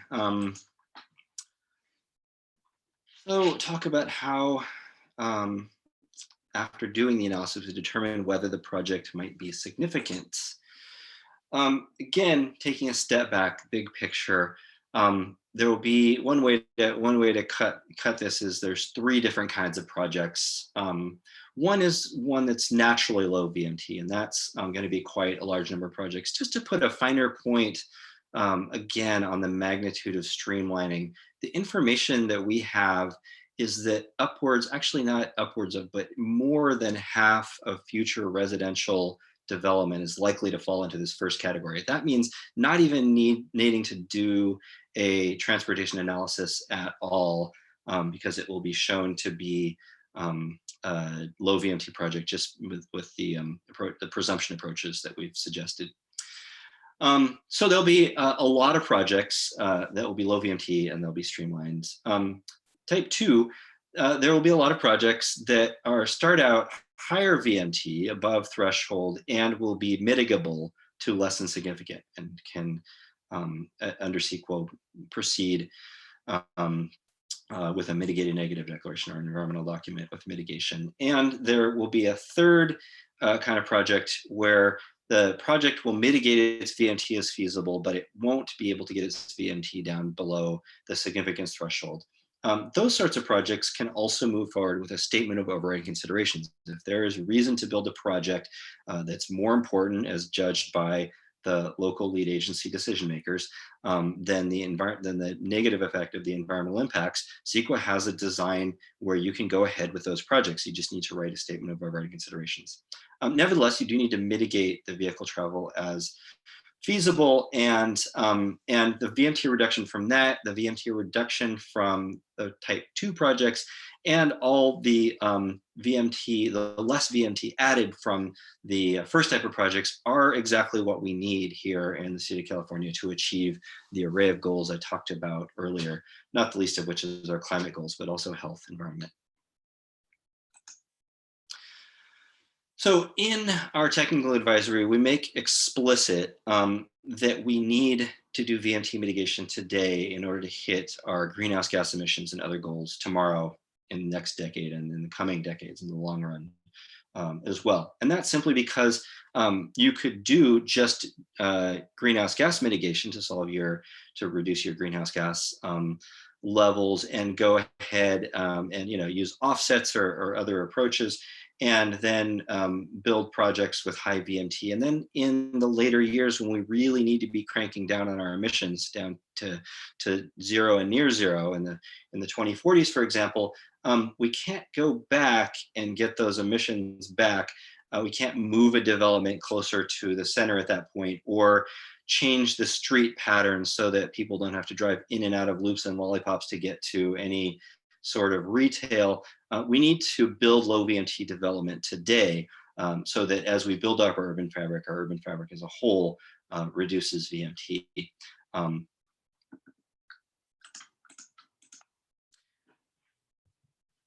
So the California Air Resources Board has done the modeling and done the math to see how much less VMT we need projects to beat.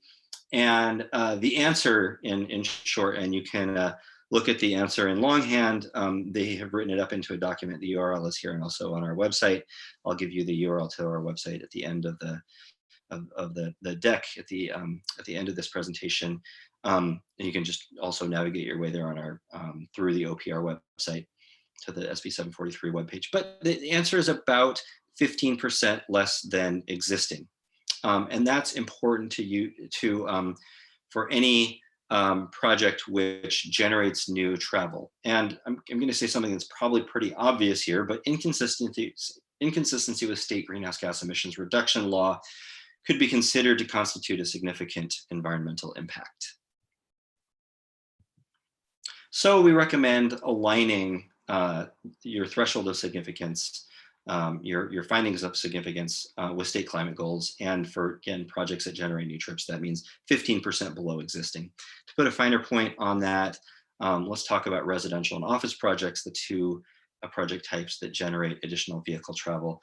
For residential, and you can find this on page 15 and 16 of the technical advisory, again, we recommend using a trip or tour-based approach, counting full trips as that allows you to make this crosswalk to state climate goals, and then using as your threshold 15% below regional or city VMT per capita. And that flexibility to look at the regional context or look at the city context is important, because even high VMT cities are very likely going to have part of their urban fabric be lower VMT compared to relatively travel efficient areas that are low enough in VMT to create some areas that are even in those cities completely streamlined. And if not completely streamlined, every city is going to have plenty of area in which it can do some VMT mitigation and come in under the threshold, not need to write a statement of overriding considerations. So this is really works for any jurisdiction around the state. We don't recommend using geographies other than the region or the city, because if you are drawing your line around your reference geography to capture high VMT development to make for a more permissive threshold, that loses connection to our climate goals. Office development, very similar. Trip or tour-based approach, count full trips, don't truncate, and 15% below regional VMT per employee. Here we focus on regional because commute trips to offices often are the longest trip of the day and tend to frequently go across city lines. Retail, recall, we recommend using a net VMT approach, and that locally serving retail, we recommend presume less than significant. These recommendations are on pages 16 and 17. And if the retail is built in a location and in a manner such that people increase their driving compared to their previous shopping patterns, then we suggest that might mean a significant impact for that project. For mixed use development, we already talked about considering each use separately so that you can connect your analysis to environmental goals in the state, and then comparing each the analysis for each piece to the relevant threshold that I've just shared. Of course, taking credit for internal capture. So in the project that's in the background here, some of the trips would go from the residences upstairs to the cafe or shops downstairs, and make sure that you're not counting that as VMT. It's a trip. It's a person living in there. It's in the denominator, the per capita of the residential calculation, but nothing in the numerator. So that helps you make sure you take credit for that. But these sorts of projects very frequently are going to be completely streamlined, sometimes in multiple ways. The retail in these projects, projects like this are likely to be locally serving, therefore presume less than significant. The residential is likely to be either near transit or in a low VMT area or affordable. In any of those cases, even just one of those being true means you presume less than significant per our recommendations. Projects that are built, I call them redevelopment projects here, projects that are built where there was something else. You're taking away something and putting something else there. If that leads to an overall reduction in VMT, then you have a less than significant impact. If the project increases VMT, simply apply the thresholds we've already talked about to the new development. You can ignore the old development. And replacing, one place you need to be careful is if you're replacing affordable residential with a fewer number of market rate units, it'll be really important for you to study the full VMT effects, and that means following those displaced residents, modeling what VMT they're likely to have, and including that in your impact. For plans, we recommend applying project level thresholds that we've already talked about. For example, looking at the residential VMT and aggregate per capita of your additional residential and comparing that to the threshold we recommend of 15% below regional or city average. Same for other land uses, and comparing those to those respective significance thresholds across your plan. And cumulative impacts. So for residential and office development, because an efficiency metric, VMT per capita, VMT per employee, isn't additive, it doesn't accumulate. If you have a project that's 10 VMT per capita and you have a second project that's 10 VMT per capita, you don't have a 20 VMT per capita situation, you still have a 10 VMT per capita situation, which means that you essentially don't have to do cumulative analysis on those sorts of projects. If you have a less than significant project impact, you already know you have a less than significant cumulative impact. For projects where total VMT is recommended, for example, region serving retail, and that project increases VMT, then a cumulative analysis may be appropriate with other projects that increase total VMT. For rural projects, we have this recommendation on page 19. And again, we recognize the context varies enormously for rural projects. And so we recommend choosing thresholds on a case-by-case basis. So CEQA guidelines are explicit in that a lead agency may consider thresholds of significance previously adopted or recommended by other public agencies or recommended by experts in the presence of substantial evidence, which we have put forth in our technical advisory and backs what we have just shared with you. So CEQA guidelines are explicit that you can use the approaches that we just shared and that are in our technical advisory. Also, it's important to note that just coming up with a significance threshold willy-nilly without necessarily tying it to substantial evidence doesn't relieve a lead agency of the obligation to consider substantial evidence when that does show up on its doorstep, indicating that the environmental effects may be significant. So that's important to consider as well. And I will stop there for questions. Okay, great. Thanks, Chris. So our top question is actually about substantial evidence. So that was a good place to end. Significance must be supported by substantial. So our top question is, what constitutes substantial evidence? And Jean, you might be able to answer this as well. Yeah, I'll start, and Jeannie may want to chime in and help or even correct me. But substantial evidence is essentially science. It's most of the substantial evidence that we applied is peer-reviewed academic studies. But CEQA doesn't require perfection in evidence. It requires you to use the best available evidence. So, Jeannie, anything to add to that?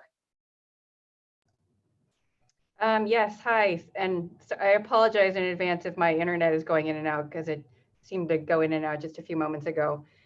So building on what Chris said, substantial evidence, I mean, it's just, there isn't like one thing that we can point to as being, this is the thing that equals substantial evidence. And it's because of the definition itself in the CEQA guidelines, which basically says that substantial evidence is enough relevant information or reasonable inferences from this information that a fair argument can be made to support the conclusion, even where there might be other conclusions that could be reached. So it's always going to be a fact-based inquiry. Now, there could be some kinds of projects that are similar to others, but it's always going to be, there are going to be differences in projects, and it depends on what kind of project you're looking at, et cetera. So it's very difficult to say there is one thing that is going to equal substantial evidence. Great, thanks so much.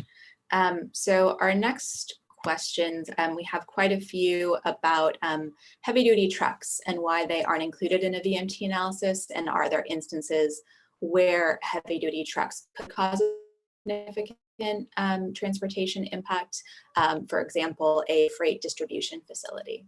Yeah, thanks for that question. This is another issue that we worked on at length. The short answer is no. A freight distribution facility, transportation impacts would be measured, the VMT impacts, the transportation impacts under 743 would be measured in employee commute and any other passenger vehicle travel. That said, it isn't as though, I guess it's an important point to make that there are other impact categories that are not affected by 743. For example, emissions, noise, energy, those all still need to be considered. And most of the impact of a freight facility or freight traffic will occur through those channels, will occur on air quality, particularly localized air quality, and noise in particular, also somewhat to some extent, perhaps with greenhouse gas emissions, and perhaps other impact categories. So they're not lost on CEQA, but they aren't included in the VMT analysis. Great, thanks so much. So our next question is about mixed-use development and whether specific stores impact the VMT if the project is an urban mixed-use development, or will this be overlooked because it's a mixed-use development? So I'm assuming that by specific stores, it's meant whether a local grocery store goes in or a Trader Joe's or something like that. Now, that information is not always available at the time that a project is project development occurs and the secret process is done. So there's I would invite Jeannie to chime in if I get this wrong, but to my best understanding, you do the best you can and use the best information that you have available to see what the impact will be, knowing that you're likely to get a certain, for example, type of store in the retail establishment you're building for. And that, yes, there may be an actual different impact that might end up getting dealt with in mitigation monitoring, however. And Chris, I think you're getting to substantial evidence. Right. Okay, great, thank you. And then another question about heavy duty vehicles. Is that exception for those non-personal vehicle trips stated in the statute, the regulations, or the technical advisory? That is in, I showed a slide on this earlier. It's in the regulations where the regulations refer to auto travel, and it's in the technical advisory where that's clarified as passenger vehicle travel. Great, thanks. Another question about whether there's an underlying assumption that family members all work in the same area within a household, and so all we have to do is build housing around workplaces, whereas the reality is that people get married and they travel to different areas throughout the region, and that cars are necessary unless there's a rapid transition. And is there a master plan for rapid transit that would solve the VMT problem of those households? There's certainly a lot of planning going on for transit. We know that transit works best in the context of land use, travel efficient land use. Transit can't efficiently serve inefficient land use. To get back to the beginning of the question, as I understood it, we also are cognizant that when you place a house near a job, you don't necessarily get someone that's working at that job living at that house. Somebody might move into that and still drive across the city or region to another. But all that is reflected in the data that's brought to bear in the transportation analysis and the modeling. So that is already accounted for. And again, you're using the best available information. But the effect that I, if I understand right, the person typing in the question is calling out, that effect is already accounted for in modeling that's typically done. Great, thanks. I think we have time for one more question before Ramses begins. So transit has been impacted by the COVID-19 pandemic. How does that influence the analysis and the presumptions in SB 740? Yeah, we recommend using typical numbers. Obviously, any project that's going to go in the ground, there's very few projects, none I can think of at the moment. Probably somebody could think of one that just lasts 6 months. But most projects are lasting decades, and so their impact is going to take the 98, 99% of the impact of their project is going to take place in non-COVID times. So we certainly recommend looking at more times of more standard travel patterns. So when we shorthand say existing, you might not look at April 2020. You might look back to February 2020 or even a year ago. It doesn't need to be up to the minute existing. Again, using the best available data that makes the most sense to judge the impact over the life of the project. And I think that will bring us on to Ramses. I think that's also related to questions received. Yeah. Sorry, you broke up a little bit, Natalie, but are we ready to go ahead to Natalie, to Ramses? Yes. Okay, terrific, let's do that. And there'll still be more Q&A ahead, so more opportunity to answer these questions. Thanks everyone for those questions.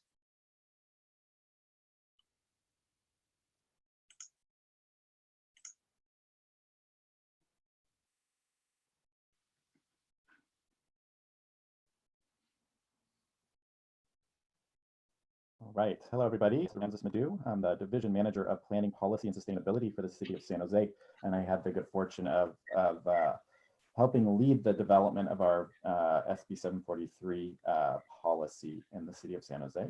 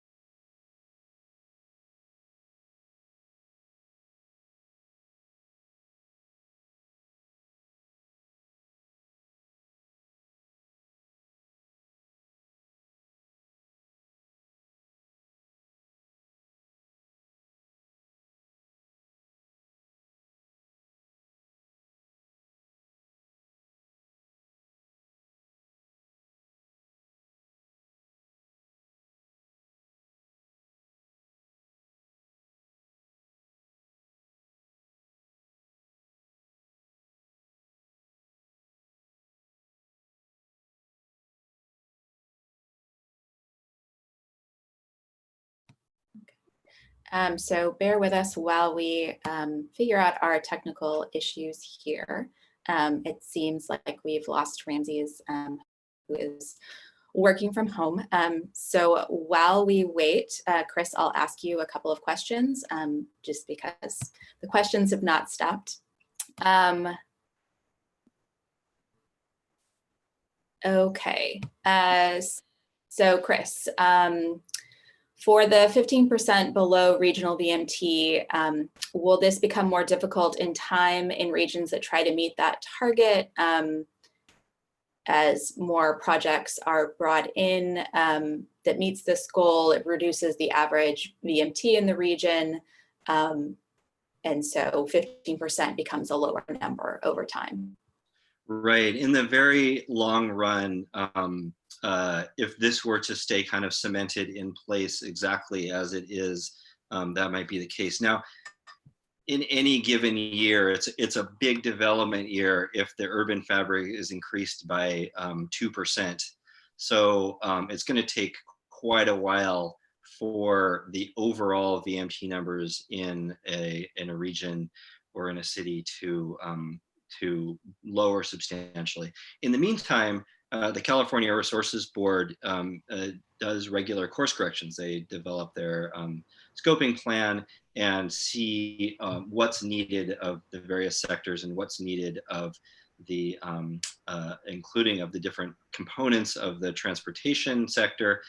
And so they may be updating the 15% that could eventually nudge upwards or downwards. So it's not clear in the future that if there is more transportation efficient development and VMT goes down, then the need will decrease and the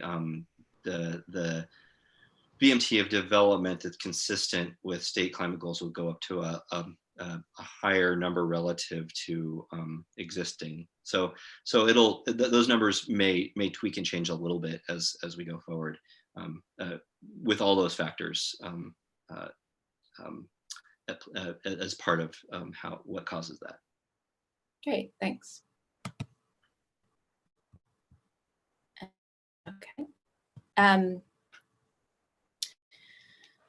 So another question is about LOS and general plans, Chris, which I know you've thought a lot about. So the question is, while SB 743 may allow streamlining, is there a concern that it might not be as effective if local jurisdictions can still require LOS analysis for non-CEQA purposes and find that a project is inconsistent with a general plan or zoning ordinance based on LOS?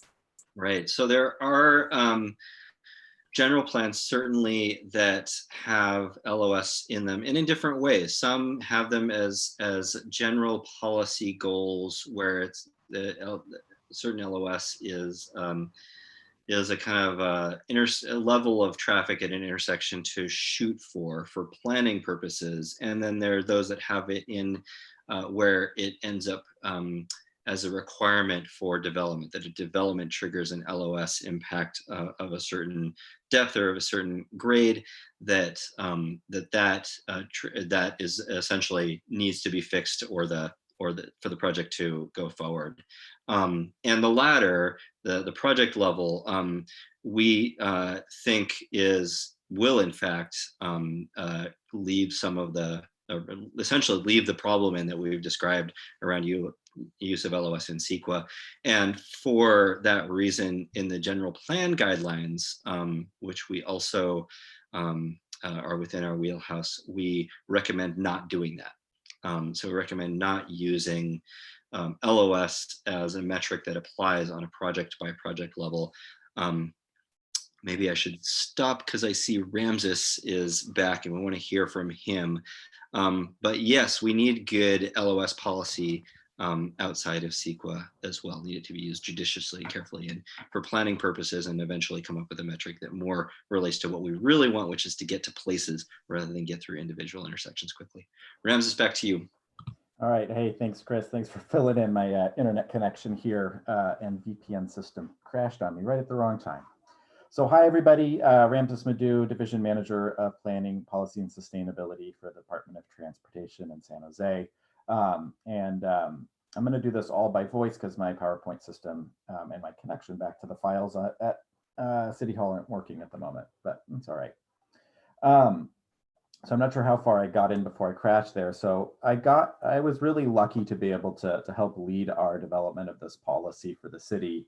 And we did a lot of work kind of cutting the weeds and figuring out some of the stuff that it really helps make this effective. We got an immense amount of help from OPR directly, and as well as the guidance that's out there. It's really good. It really helps us. It really helped us get to where we are and having an implementable policy, which we now have had in effect for about a year.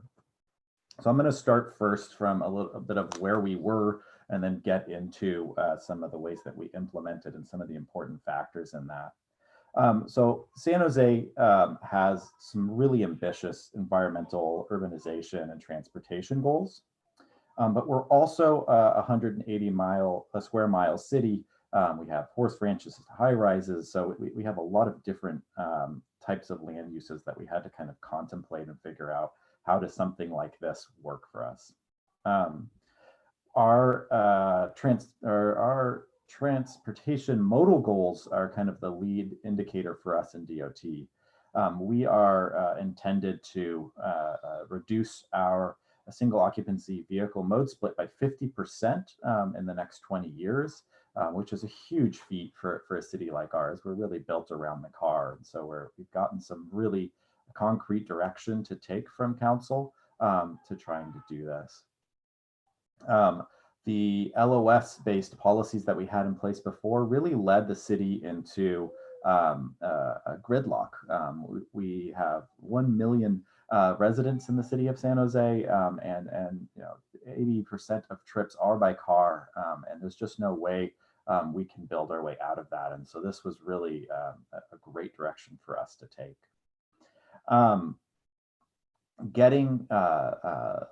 So that's kind of the broad picture. We got really good direction from council. The background of having this policy come down from the legislature, and then the really in-depth guidance from OPR really got us to be able to do this. And I highly suggest, borrowing from them and then borrowing from cities like ours, how to really do this. There's a lot of thought already out there. So how did we do this? What are the elements that we had to really bring together? Well, one, we really need to make sure that we understood how this policy plays out, not only for transportation, but also for development and land use and all of that. And we had quite a broad group of folks involved in the project. People from Public Works and Development Review, City Attorney's Office, land use planning, of course, transportation planning, as well as economic development, all played a significant role in just making sure that the assumptions we were making and the analyses that we carried out made sense to everybody. And again, we ended up with mostly what OPR suggested. Now, what did we actually do? I think one of the things that's hard sometimes to imagine for cities is what does it actually mean to do this? What gets carried forward? So for us, we took a few actions, or we proposed a few actions to council that they ended up taking. The first was some general plan amendments. We had to back our LOS standards out of our general plan and solidify some of the VMT standards into the general plan, as well as we did some updating to some kind of general historical markers in the general plan. We also had to create an ordinance which established the thresholds themselves, the new VMT-based CEQA thresholds in the city's code, as well as create the allowance for our Director of Transportation to establish implementation guidelines. We then, as staff, also had to create the implementation guidelines for developers and consultants and ourselves to really implement this. And we also created a vehicle miles traveled calculator that we use as our kind of ground truth for how we understand land uses to create VMT, as well as how we mitigate them.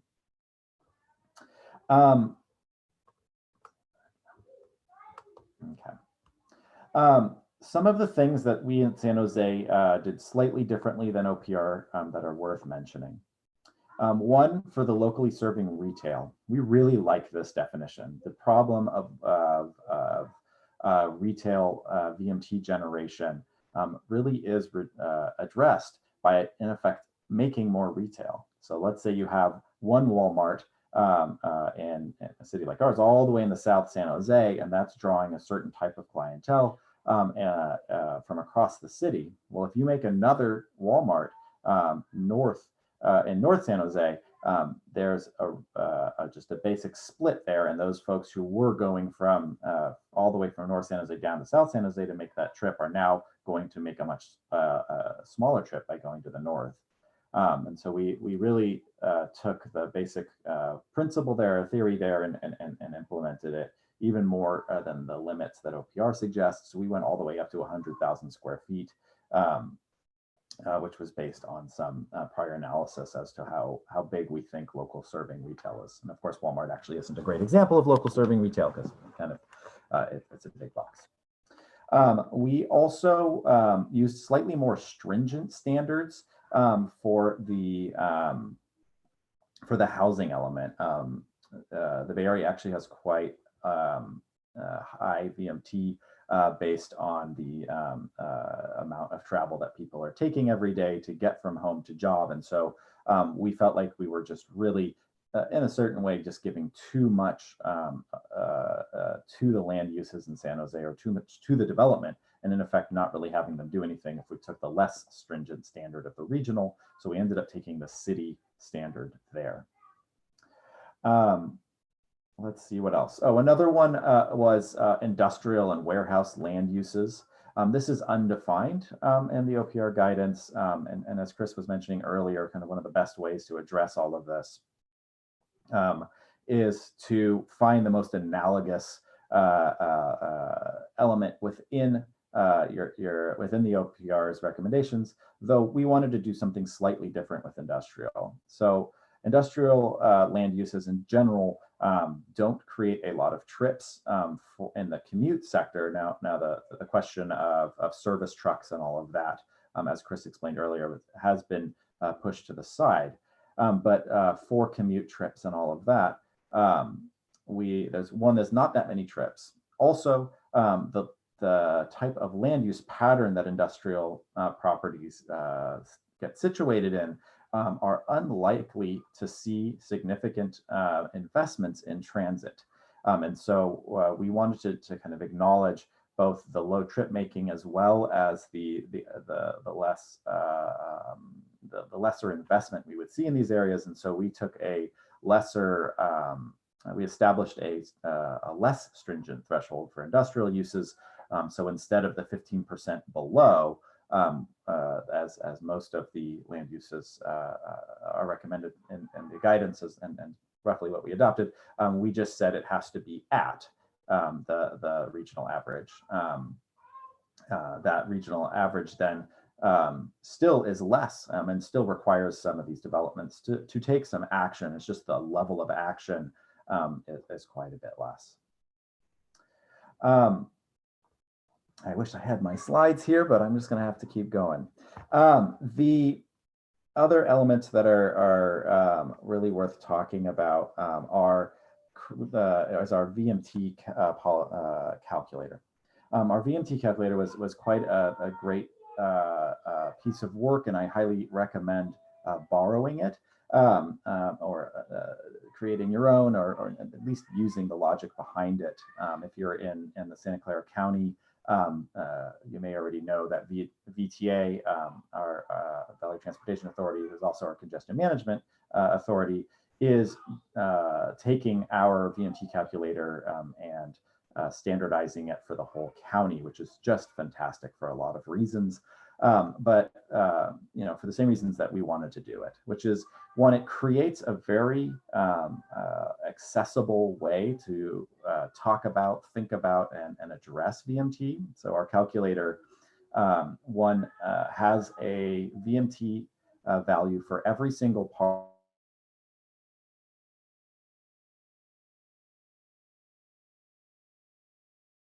for every single parcel in the county.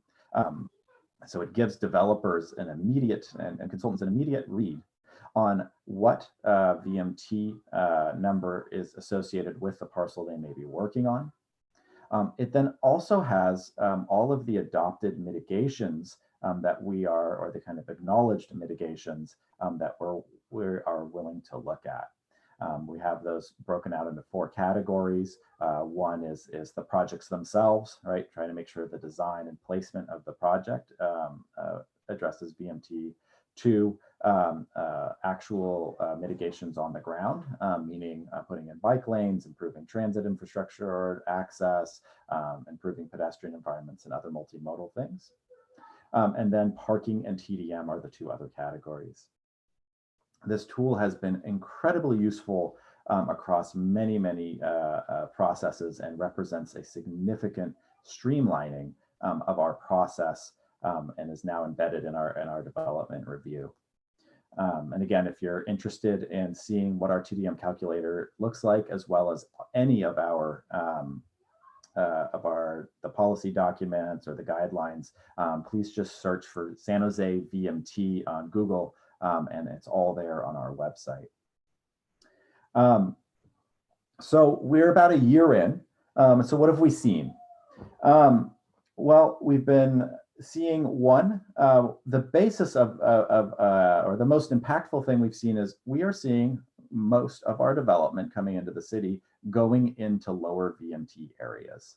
To us, this is just a huge win, and we're very excited about this. I mean, of course, the direct correlation, or the correlation there of the policy and where development is happening, we're still kind of trying to figure out, but we believe that the policy has certainly helped drive development into the right places. And this really reflects one of the things that we learned while developing the policy, is that for transportation, half of what we're getting out of this is actual land use change, and that link between land use and transportation is really starting to play out. We're also seeing a real shift in the city's mentality, as well as developers' mentality, about what it means to address transportation impacts. So we are really looking at where do we put in better bike lanes? Where do we improve transit access? Where do we look at things like bus-only lanes? Where do we understand people to be coming from, and how do we get them out of their car and into other modes where that's possible? And if those other modes aren't yet there, how do we really start investing in and planning for where they should be? This change is very significant in many ways, as you all know. It affects just huge portions of how the city works, and it's coming along. Challenges. We apologize, I have two 4-year-olds behind me here. Hold on, buddy. The challenges we're facing are, one, there's a lack of research out there still on that helps us create nexus around VMT impacts or VMT mitigations on, how particular changes to the right of way help mitigate VMT, right? So I don't have a statement out there that I can rely on that says 1 mile of bike lane in such and such conditions will reduce VMT by X amount. And so we're having to kind of cobble that together. We're also part of some research projects to help develop more of this. Other kind of implementation issues that we've been really working with are getting definitions for the non-standard land uses. This has been brought up already in the questions today, as well as in the last webinar. It is an issue, and it's a little bit of a struggle, but we've been able to solve every single one that's come up through some kind of creative application of the standards that are out there, and so that's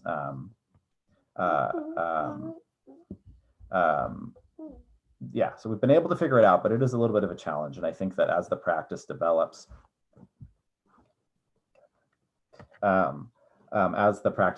across all of our cities, we'll really get some strong understanding of how to do that. We are about to go into a phase of refining our policy, actually. So we're really excited to see everybody out there starting to make their policies, so we can kind of learn from y'all. And we're trying to address those issues and all that. Now, one other thing I'll leave you with is going to VMT for CEQA merely means that. It doesn't mean that all of your transportation analysis is a CEQA element, right? And so I think it's really important for cities to really realize what this has done. The policy shift is saying what the state cares about in transportation is a regional and multimodal perspective on transportation, and we need to address in CEQA how the changes to the policy or to transportation work from that perspective. But what your city's perspective is on transportation can come from many angles. So for example, we still do have a little bit of LOS analysis in what we call our local transportation analysis. This analysis does still look at a much smaller scope of LOS study in a smaller geographic area around projects. But we still do acknowledge, hey, the car system is really important and we still need to make sure it works. But that's just not a CEQA issue anymore. And so I think that just really making sure that you're thinking about, look, the CEQA, the standards are different. Now, we do as cities have quite a bit of authority to manage our transportation system within our borders, and we can align our policies to do that. I will stop there and take questions. Great, thanks, Ramses. So you brought up locally serving retail. You have a few questions about that. Can you give us some more examples of what they considers to be local retail, and would it, for example, include a gas station? Oh, that's a good question. So one, we aren't trying to define the type of retail that gets into a site. What we were trying to do is say, look, in general, 100,000 square feet retail site is going to be cut up to, at most, a kind of normal supermarket, and some other retail uses, whether that be a comic book shop or a Starbucks or a laundromat, right? The thing we were trying to kind of not let in there was big box stores or regionally serving retail, like a mall or things like that. And so we generally say that 100,000 square feet, it makes that mark for us. Again, we didn't try then to further define the type of use that would go into that for multiple reasons. One, you don't know, even if the tenants are proposed with the project, that can always change and will change over time, even if it is proposed with the project. So we needed to kind of think a little broader there. We did remove proposals that have drive-throughs in them. That we couldn't allow. I mean, that's just a car-based thing. We didn't necessarily call out gas stations one way or the other, though in a certain way you could say that that's a drive-through use. So we would look at that. Now, one thing that's not that is important to say is, while in all cases here, we will say you don't need to do CEQA analysis if you've met these minimum thresholds. You still need to prove that you meet those minimum thresholds, right? And so for us, while the terminology "you don't need to do CEQA transportation analysis" means you don't need to do a deeper transportation analysis, you do need to kind of get to showing that the project meets the conditions of the basic threshold. And the reason I say that is, we can still make a call and say, well, wait a second, you're under 100,000 square feet, and you're proposing a drive-through and a gas station and a laundromat, and we know enough about this to say, hey, that's not a VMT-friendly use. So we are going to look at this in a more in-depth fashion. And so there is still discretion even with these kind of minimum thresholds proposed. Great, thanks so much. Well, I will let you get back to your 4-year-old twins. They've been very patient to let us have you this far. One last question before you go. Can you repeat the address for the San Jose VMT calculator? Yeah, so just type in San Jose VMT in Google, and it should be the first or second link. It's just sanjoseca.gov/VMT is the actual URL. Great. Thank you so much for joining us today, Ramses. We appreciate it. And next, we're going to be moving on to UC Berkeley Law's Klee Center and Ethan Elkind and Ted Lamb discussing mitigation. All right. Thank you, Natalie. And Ramses, enjoyed your presentation per usual. So this is Ethan Elkind. I hope everyone can hear me, but I direct the climate program at UC Berkeley School of Law's Center for Law, Energy, and the Environment. We have a land use program as part of our climate work that has done some research on SB 743. So what I will talk about in this presentation, and my colleague Ted Lamb will be joining as well and speaking after I'm done with my opening comments, then we'll have time for Q&A. What I'll talk about is mitigation and some of the legal standards on mitigation, and particularly how that would work in the SB 743 context. And then Ted will talk about the idea of VMT mitigation banks or exchanges as one possible option for mitigation under SB 743. And then, as mentioned, we'll have time for Q&A, at least a few minutes. And first, I should make a plug. Hopefully you can see this with my crazy backdrop, but I guess there we go. This is our report that came out in October 2018 called Implementing SB 743, an analysis of vehicle miles traveled, banking, and exchange frameworks, which you can get on our website at, I think it's klee.law.berkeley.edu. So in terms of mitigation under SB 743, because this is really the whole sort of shebang here when it comes to 743 impacts on the ground, is what are the mitigation measures that projects are going to have to put in place if they're found to have significant impacts on VMT. So, as I'm sure it's been discussed already earlier in this webinar, a lot of projects are going to be presumed not to have a significant impact. But if we're talking about projects in high VMT areas or kind of, your classic sprawl type project, that's going to have significant impacts, and the developers are going to have to mitigate those impacts under the law. Now, the mitigation has to be feasible, which is defined in the guidelines, section 15364, as a mitigation measure that's capable of being accomplished in a successful manner within a reasonable period of time, taking into account economic, environmental, legal, social, and technological factors. So it all has to be feasible, and there's sort of categories of mitigation that we've sort of come up with, and you can see in our implementing 743 report. So the first one, types of mitigation measure, would be basically a pricing approach or a pricing and incentive approach, where a developer might put in place transit passes, for example, for residents of a new housing project. That would be one type of approach.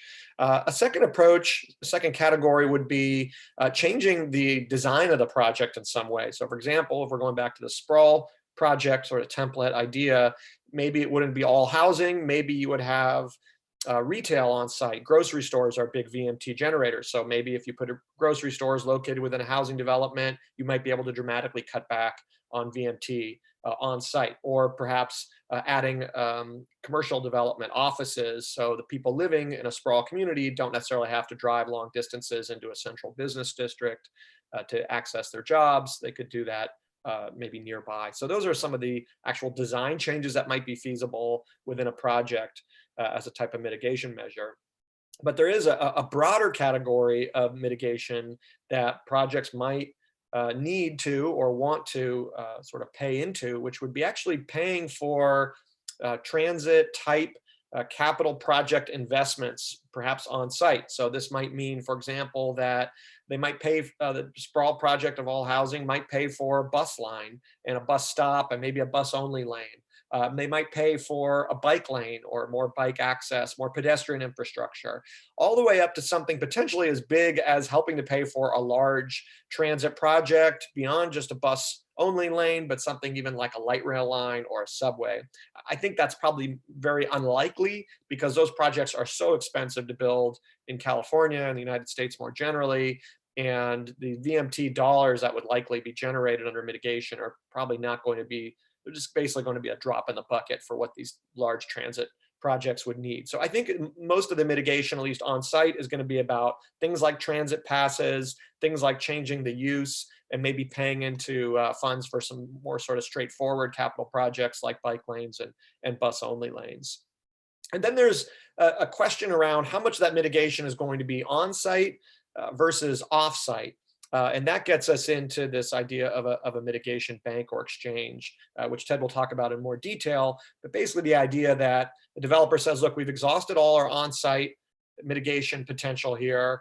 But if a local jurisdiction or potentially a regional entity like an MPO or maybe even the state were to create a mitigation bank or exchange where the developer could then pay into this bank to basically get VMT credits, because there's going to be it's going to pay for VMT reductions off site. And it could be a bank, or with an exchange model, it'll be maybe just a straight exchange of we'll pay into money and then that will pay for a project that will actually happen off site, as opposed to a bank, which would aggregate a bunch of projects and then developers would sort of buy their VMT credits based on an aggregated list of projects. So that is sort of a debate that I think is going to have to play out. And there's a lot of questions around how much we want to encourage on-site VMT reductions versus allowing the sort of escape hatch.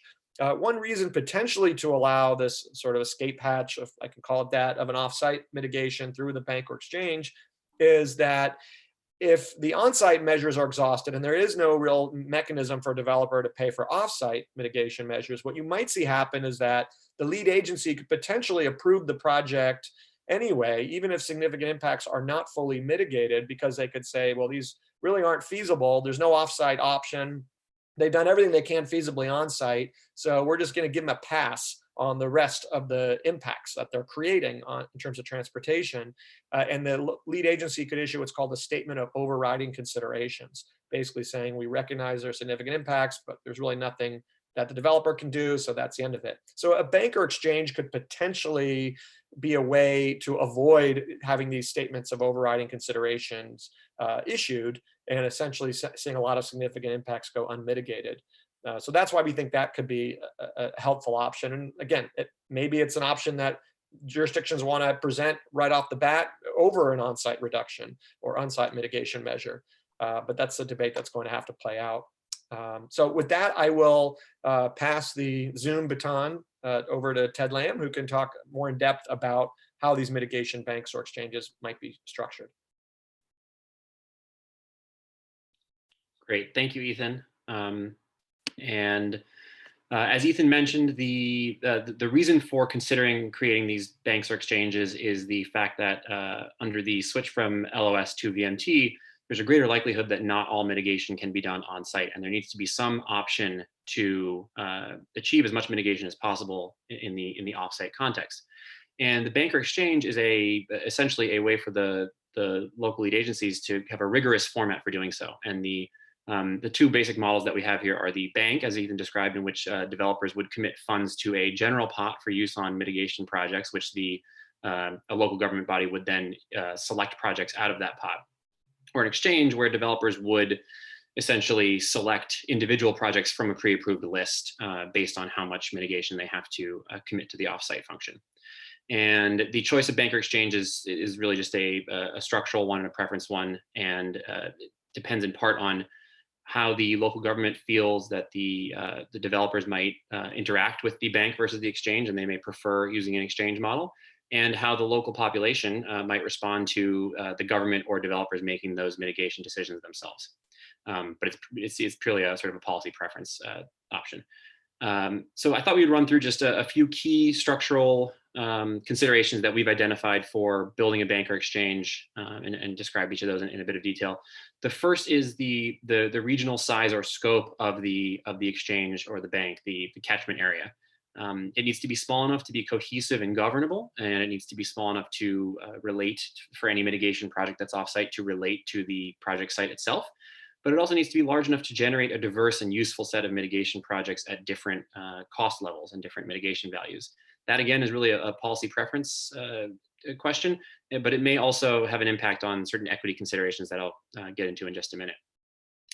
A second sort of analytical frame is the creation of a project selection process or rigorous set of standards for project selection. And the key issue here is that whatever is the local government body that's administering this bank or exchange needs to have a clearly delineated set of factors or considerations on which to weigh and rank mitigation projects, whether it's in a bank where they're selecting the projects or in an exchange where they're ranking them for selection by developers themselves. Elements in these criteria might be the pure cost, the cost to VMT ratio of an individual mitigation project, the duration of that project. As Ethan mentioned, there might be transit pass subsidies that could have some sort of a time limitation on them versus a capital investment that in theory has a much longer lifetime. The time to completion of that project, again, a transit pass subsidy could be immediate and bring immediate benefit, whereas a capital project could have a long timeline of investment and not provide VMT benefits for many years down the road.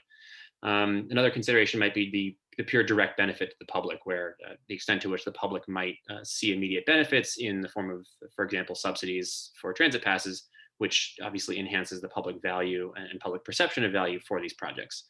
There's no right answer to ranking or weighing these different factors, but there needs to be some rigorous and predetermined standard for doing so that the local body agrees on and documents in some way.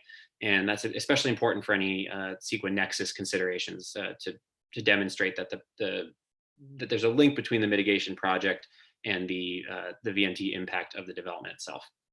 A third consideration is the concept of additionality, and this is the idea that the VMT reductions that any mitigation project achieves or is expected to achieve must be reductions that otherwise would not have occurred under existing plans or existing legal requirements. And this is essential so that mitigation credit is not given where it should not be given and where it otherwise would have occurred regardless of the mitigation bank or exchange. Ensuring additionality relies on a combination of factors. The key elements would be some sort of affirmative statement of additionality from the developer itself, indicating that there is no pre-existing plan or legal requirement to implement the mitigation project, and that could come in the form of a legal affidavit if desired. a third-party verification entity, ideally one that is pre-approved or comes from a pre-approved list, either by a state approving entity or by the local government itself, and some set of standards for the verification itself that the third party is set to implement. It's not doing the analysis de novo each time. It's got some predetermined set of standards. And the state's cap and trade offset protocol is a pretty good example of how additionality can be confirmed. So that's one example that local governments could look to in terms of setting their additionality standards. The final consideration that we want to talk through briefly is the one I raised earlier, which is the issue of geographical equity. And the concern here is that as mitigation shifts from on-site to off-site, there's a risk that mitigation projects could aggregate in certain areas, and they could be located at distance from the development projects themselves and the potentially negative VMT impacts that those projects cause. Of course, that is the design of a mitigation bank or exchange, but the concern would be that, that there could be equity impacts from developments going into certain areas and mitigation projects with public benefits like bike lanes or new bus locations or things like of that sort would end up being in other neighborhoods, and you could see an equity impact disproportionately affecting disadvantaged communities if there isn't a filter or a screen for equity. So there are a couple of solutions to this. One is a discount, a mitigation discount or matching dollars from the local government for mitigation projects that are located in disadvantaged communities. This would essentially raise those projects up on the preference list in a bank or in an exchange and make them more appealing to developers. And that would be one method to ensure that disadvantaged communities or lower income communities don't disproportionately suffer from dislocated mitigation projects. Another might be a simple minimum percentage requirement that any bank or exchange include a certain set percentage of projects be located and completed in those neighborhoods. And the one example of how to do this is from the SB 535 and AB 1550 programs that require minimum percentages of funds generated by the statewide cap and trade program to go to disadvantaged communities. And that's an established method for ensuring that the disadvantaged communities in the state benefit from the projects and the funds that are generated by these fees.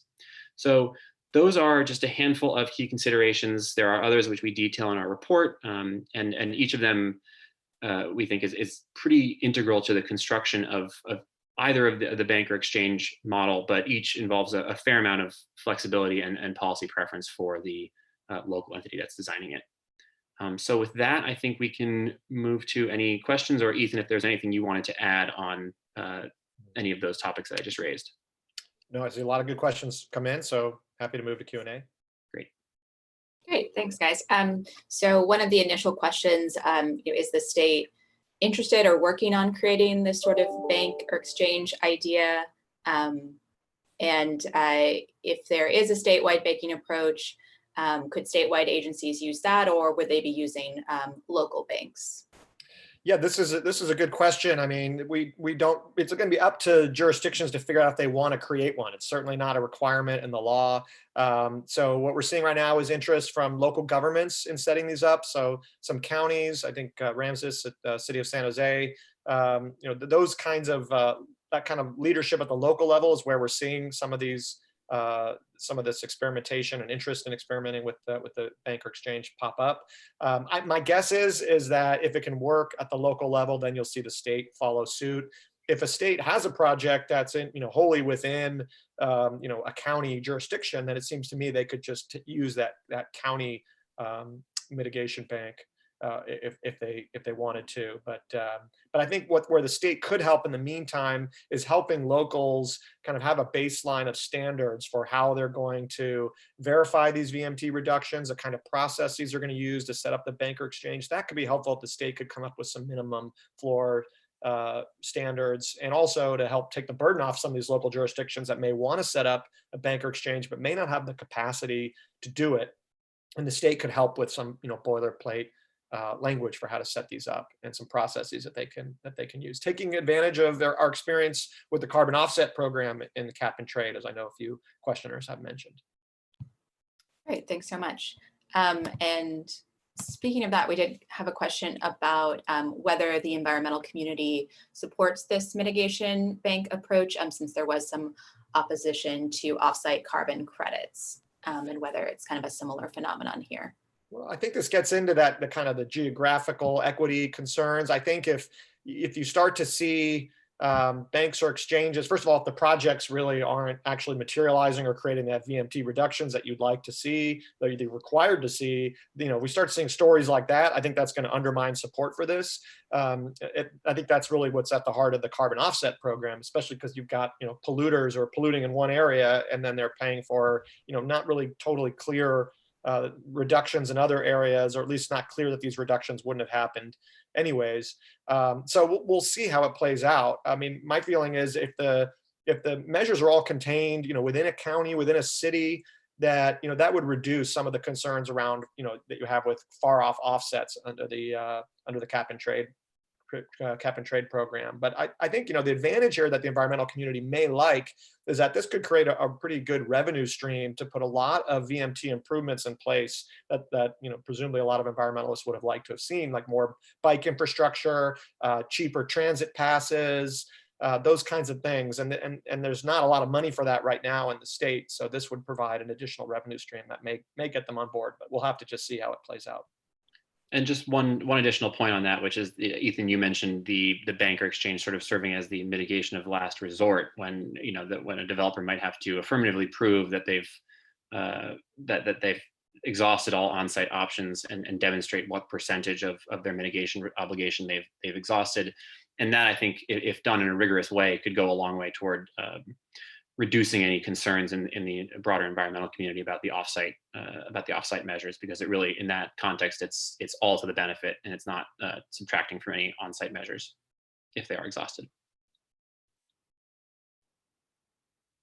Great. I think we'll do one final question, and then we need to move on to transportation projects in our last 15 minutes. But how do you ensure that a bank or exchange is legally defensible?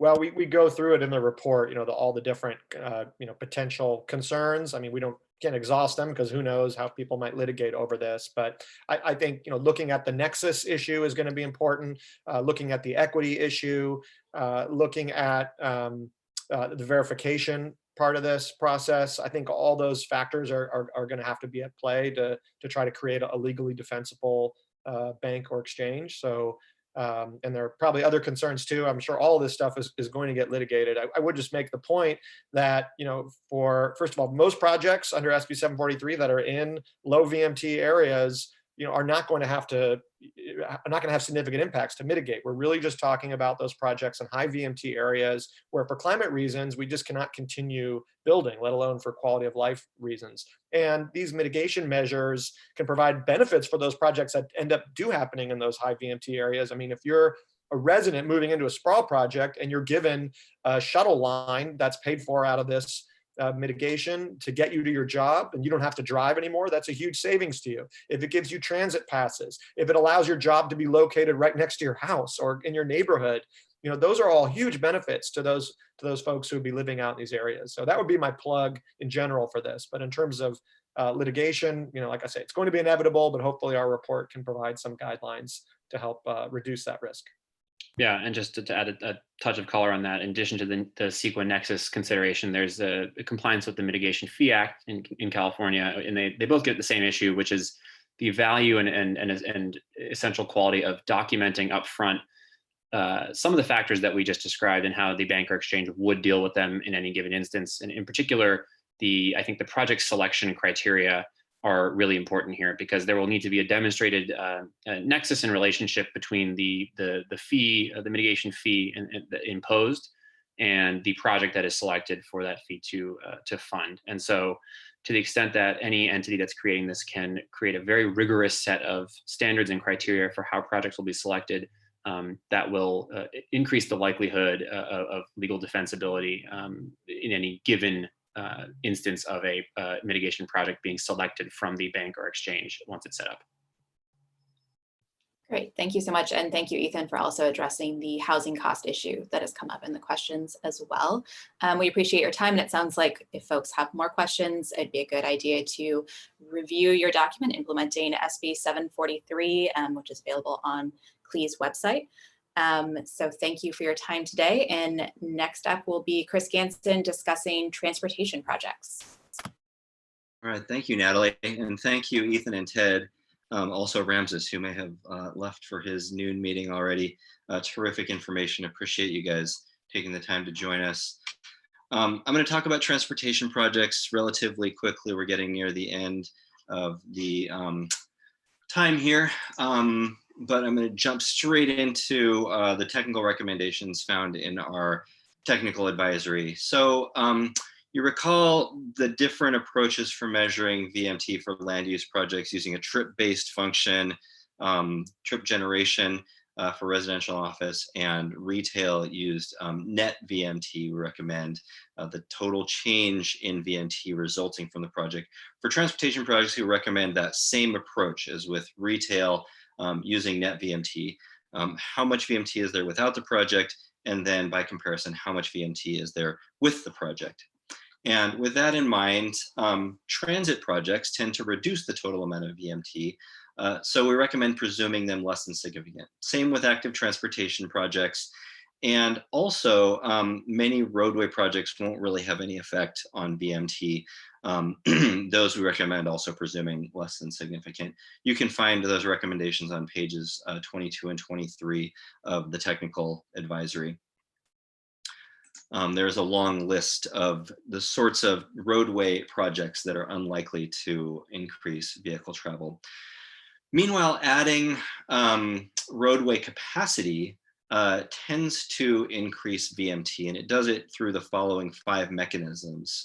First, once you add additional capacity, you temporarily at least increase flow speeds, and then people take advantage of that by making longer trips, going to shop at a further location, for example.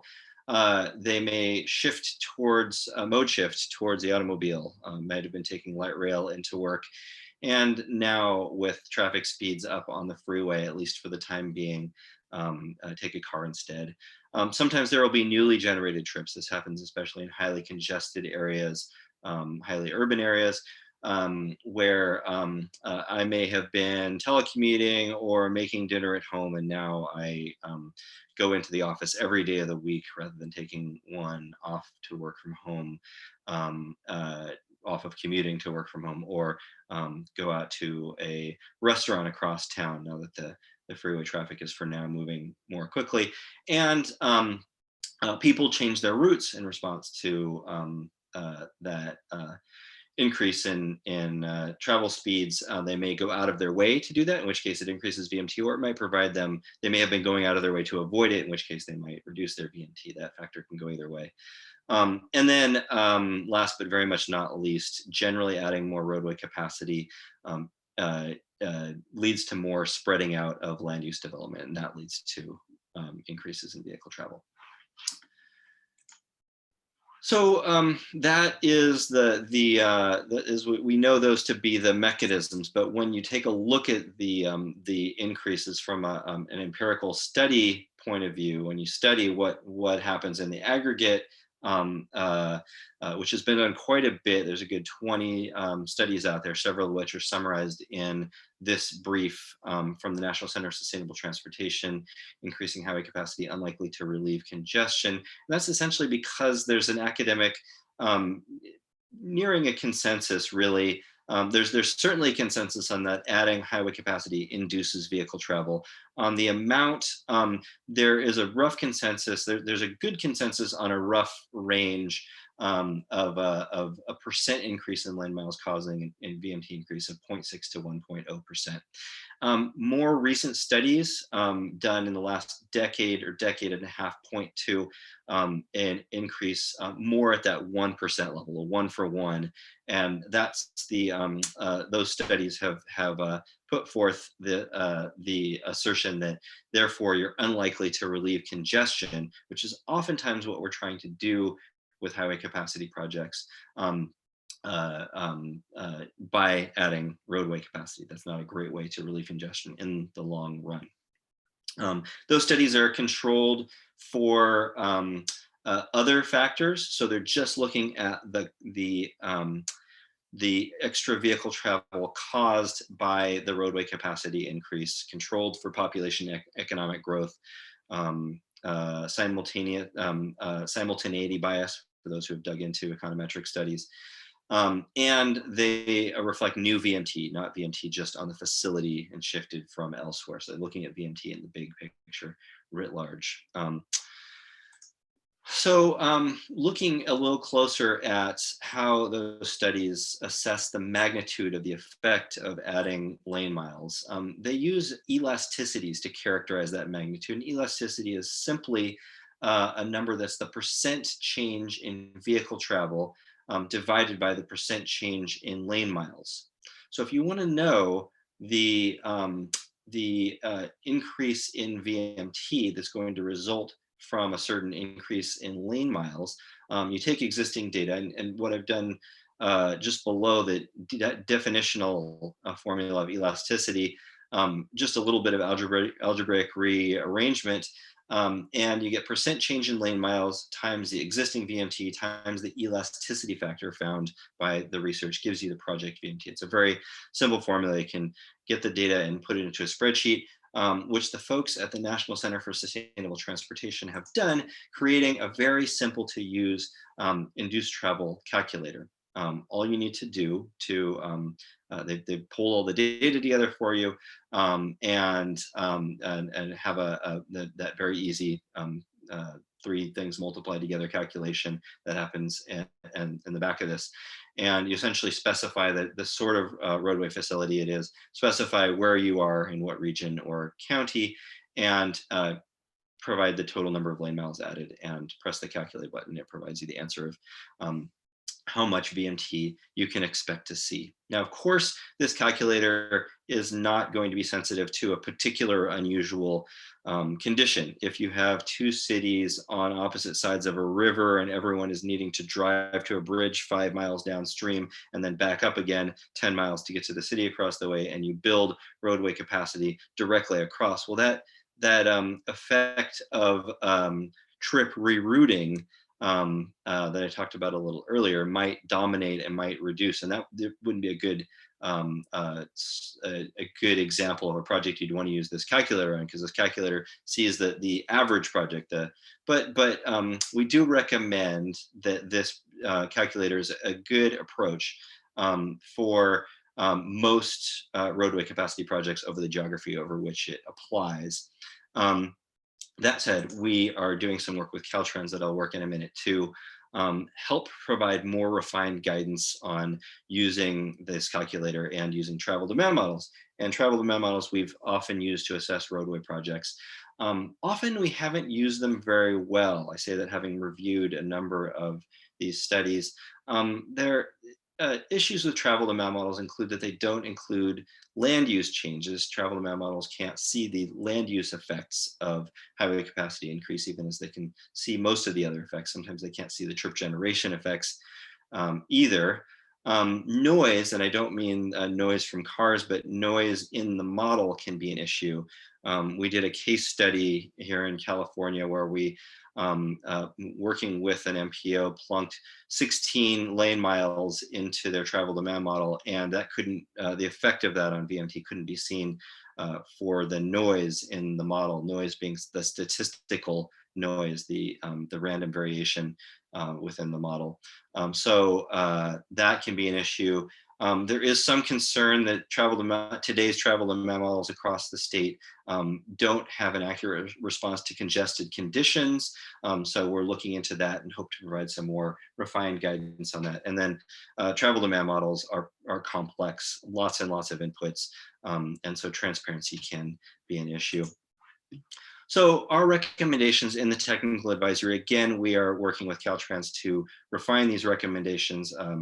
Caltrans actually has a draft document out for public review in which they point to a lot of this, but also point to some work we're going to do, the refining work we're going to do. But our technical advisor at present recommends first using the elasticities from the academic research wherever that's possible, or if using the model, checking it with those elasticity with the elasticity approach. And then employing an expert panel if you are using as another option to address the shortcomings of the travel demand model, or employ a land use model, which at least deals with the land use effect, the blindness of a travel demand model to land use effects, which you can iterate with the travel demand model.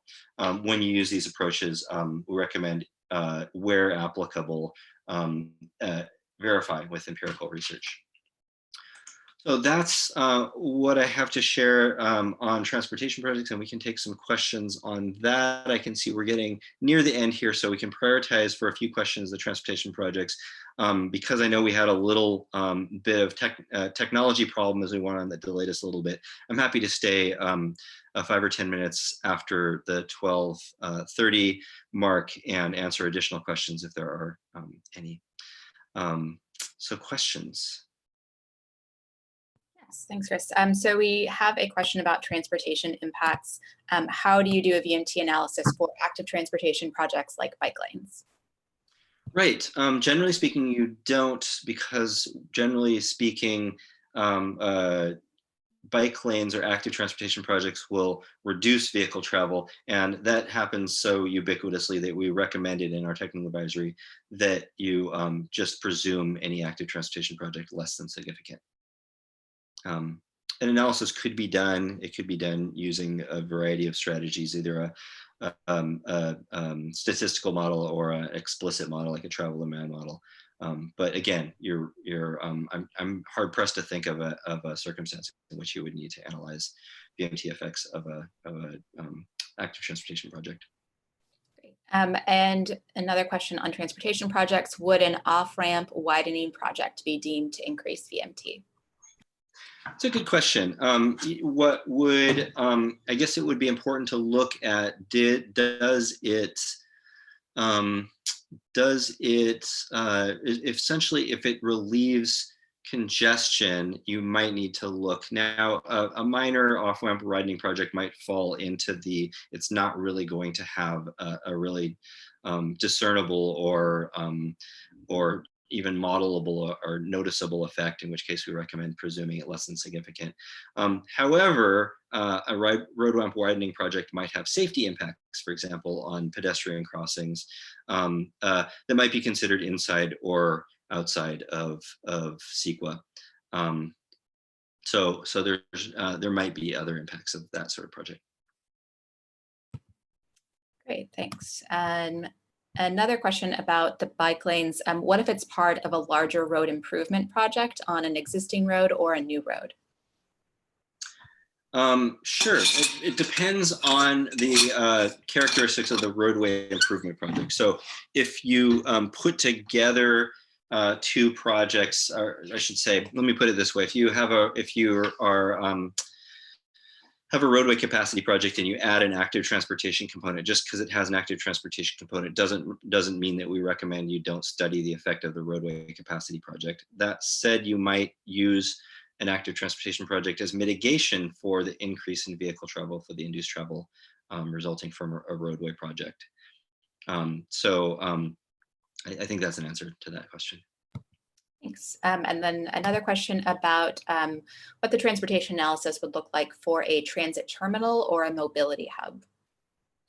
Right. So again, transit projects, including transit terminals, we recommend presuming to have a less than significant effect on VMT. So there wouldn't need to be a VMT analysis.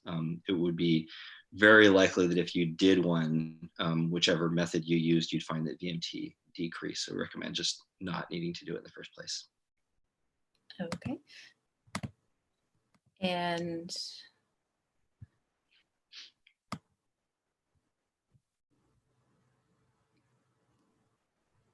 okay. What about the analysis for a park and ride transit station? Right. So I'm going to run off the cuff a little bit because we don't have specific advisory guidance on this, but just thinking off the top of my head, a park and ride, if it if you could make the assumption that that people would have driven all the way to wherever the park and ride transit segment is going, then you could point to that it's a VMT reduction. In the meantime, if the park and ride creates a situation where people would do additional driving that they would have spent on transit otherwise, then you might see additional vehicle travel. So there's no explicit presumption of a park and ride being less than significant, but I would think in most cases you're going to use a park and ride to reduce the vehicle travel loaded onto your network, and so you're going to see VMT reduction out of that park and ride. Okay, thank you. Would you like more questions? We're at 12:31 now. Sure, let's take a few more questions just because we got delayed a little bit. Of course, people can drop off if they need to go eat lunch or to meetings, etc. But I'm happy to spend take a few more questions if they're especially if they're pressing ones. Yeah. So going up to one of the questions that's been upvoted, so we saw this last time as well. Can you use GHG mitigation measures to offset VMT impacts? And then I think we've seen before the opposite of that. Can you use VMT mitigation to address GHG impacts?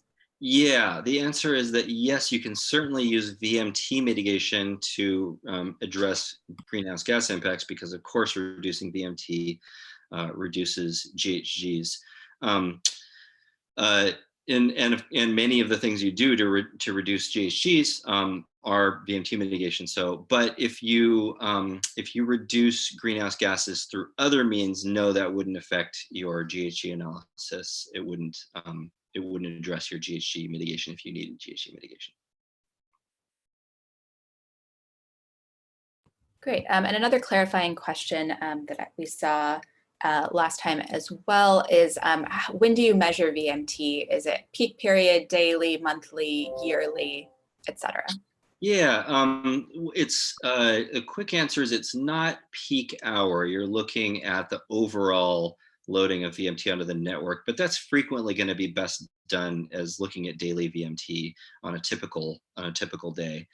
You can also look at it over longer timescales.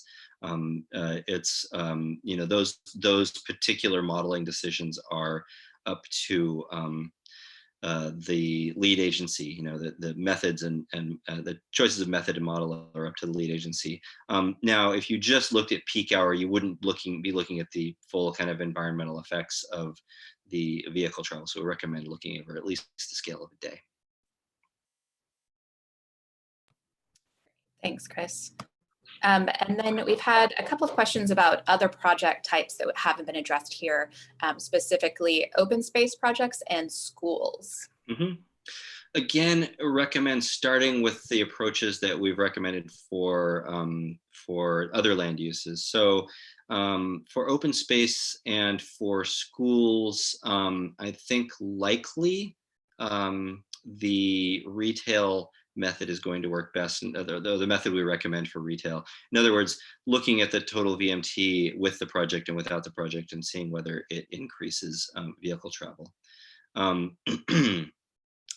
think that would, I think, again, off the top of my head, but for my thought at the moment is that it would be difficult for an open space project to use a sort of per capita method, because what per capita are you looking at? There's not a clear denominator to use. And a school, however, you might be able to fit it with an approach similar to what we've suggested for residential. So looking at trip attraction to the school and setting a level that compares to the regional average, the overall VMT per capita for schools. Okay, great. And there was a question about whether there was any plan to provide more guidance on industrial projects in the technical advisory. We don't have a specific plan on that at the moment. There's a whole lot of land uses, of course. We have recommended not specifically in the advisory, but just in conversations with people generally, for industrial land use projects, it's going to most typically you're probably want to focus on commute VMT and use an approach similar to what you'd use for office. But again, as Ramses shared that they did in San Jose, maybe not use the same thresholds that you would for office. You don't want to compare workers going to industrial uses to workers going to offices, because the situation as far as transportation efficiency is completely different. You can't put all your factories downtown, for example. Okay, great. And then I think just a general clarifying question. You've shown some of these green zone maps or the streamlined areas. Who determines what is the green zone for a project? Right, CEQA looks for substantial evidence. So anybody can generate substantial evidence. Oftentimes the metropolitan planning organizations are well positioned to provide those VMT maps, because they already have travel demand models and essentially already have that information in hand. So it's not a huge step to take to produce those maps. But you can also rely on big data, cell phone data, GPS data, which is aggregated by firms. It has to be purchased, so there's a cost associated with it, but that's another option for looking at the kind of ambient vehicle travel and developing significance thresholds from that. And there are yet other approaches as well. For example, using travel surveys. Anyone can use that data and produce those maps. Great, thanks. That answers another question we had as well. I think this will be our final question. Many traffic engineers have said that TDM is not reliable. Will there be additional guidance from OPR on what we consider to be effective TDM measures or plans? So generally speaking, as with everything in CEQA, we point back to the science, and we know that there's going to be some variation in the effective TDM. You're not going to know the exact person who's going to move into a residence, but in aggregate, we know the approaches have certain levels of effect, and those are published in all kinds of scientific studies. They're gathered together in CAPCOA's work from a decade ago. So we've had this in place for some time. At that time, it was thought of for greenhouse gas emissions, but the VMT figures are reported, so you can use it for that. The research is being updated all the time. You can pull from raw direct academic studies, or you can pull from models that have incorporated those studies. So there's a lot of options you have in where to go for that information, but essentially we're pointing back to the science and remembering that CEQA doesn't require perfection, it requires a best effort in using the best substantial evidence available. All And right. if that's all the questions, I'll throw out a thank you everyone for attending. Thank you, Natalie, and let you take it away to close us out. I'll put our slide up that has our resources, SB 743 resources webpage, and our email address for questions. And step back and hand it to you, Natalie. All right, thank you so much, Chris. So that does conclude our webinar today. Thanks for staying 10 minutes after the end time for some additional questions. We hope you found this information helpful. And a recording of the webinar will be posted on our YouTube channel and linked from OPR's SB 743 page. We know we weren't able to answer all of the questions that were submitted today. Some of the more technical questions we will be focusing on in office hours. It looks like substantial evidence is one of those areas where people would like to have a deeper dive conversation on the technicalities around that. So sign up for OPR CEQA listserv to get the announcement about those office hour dates and topics. We've also previously heard that rule implementation is another area where we would like to do a deep dive on office hours, as well as tiering from environmental documents that did not have a VMT analysis. So those are additional issues that will be addressed later. And those office hours will be scheduled after April 20th, which is the date of our last full 3-hour webinar. We understand that your first priority right now is staying safe at home, and we thank you for giving us so much of your time today. And with that, that will conclude our webinar. Thanks again.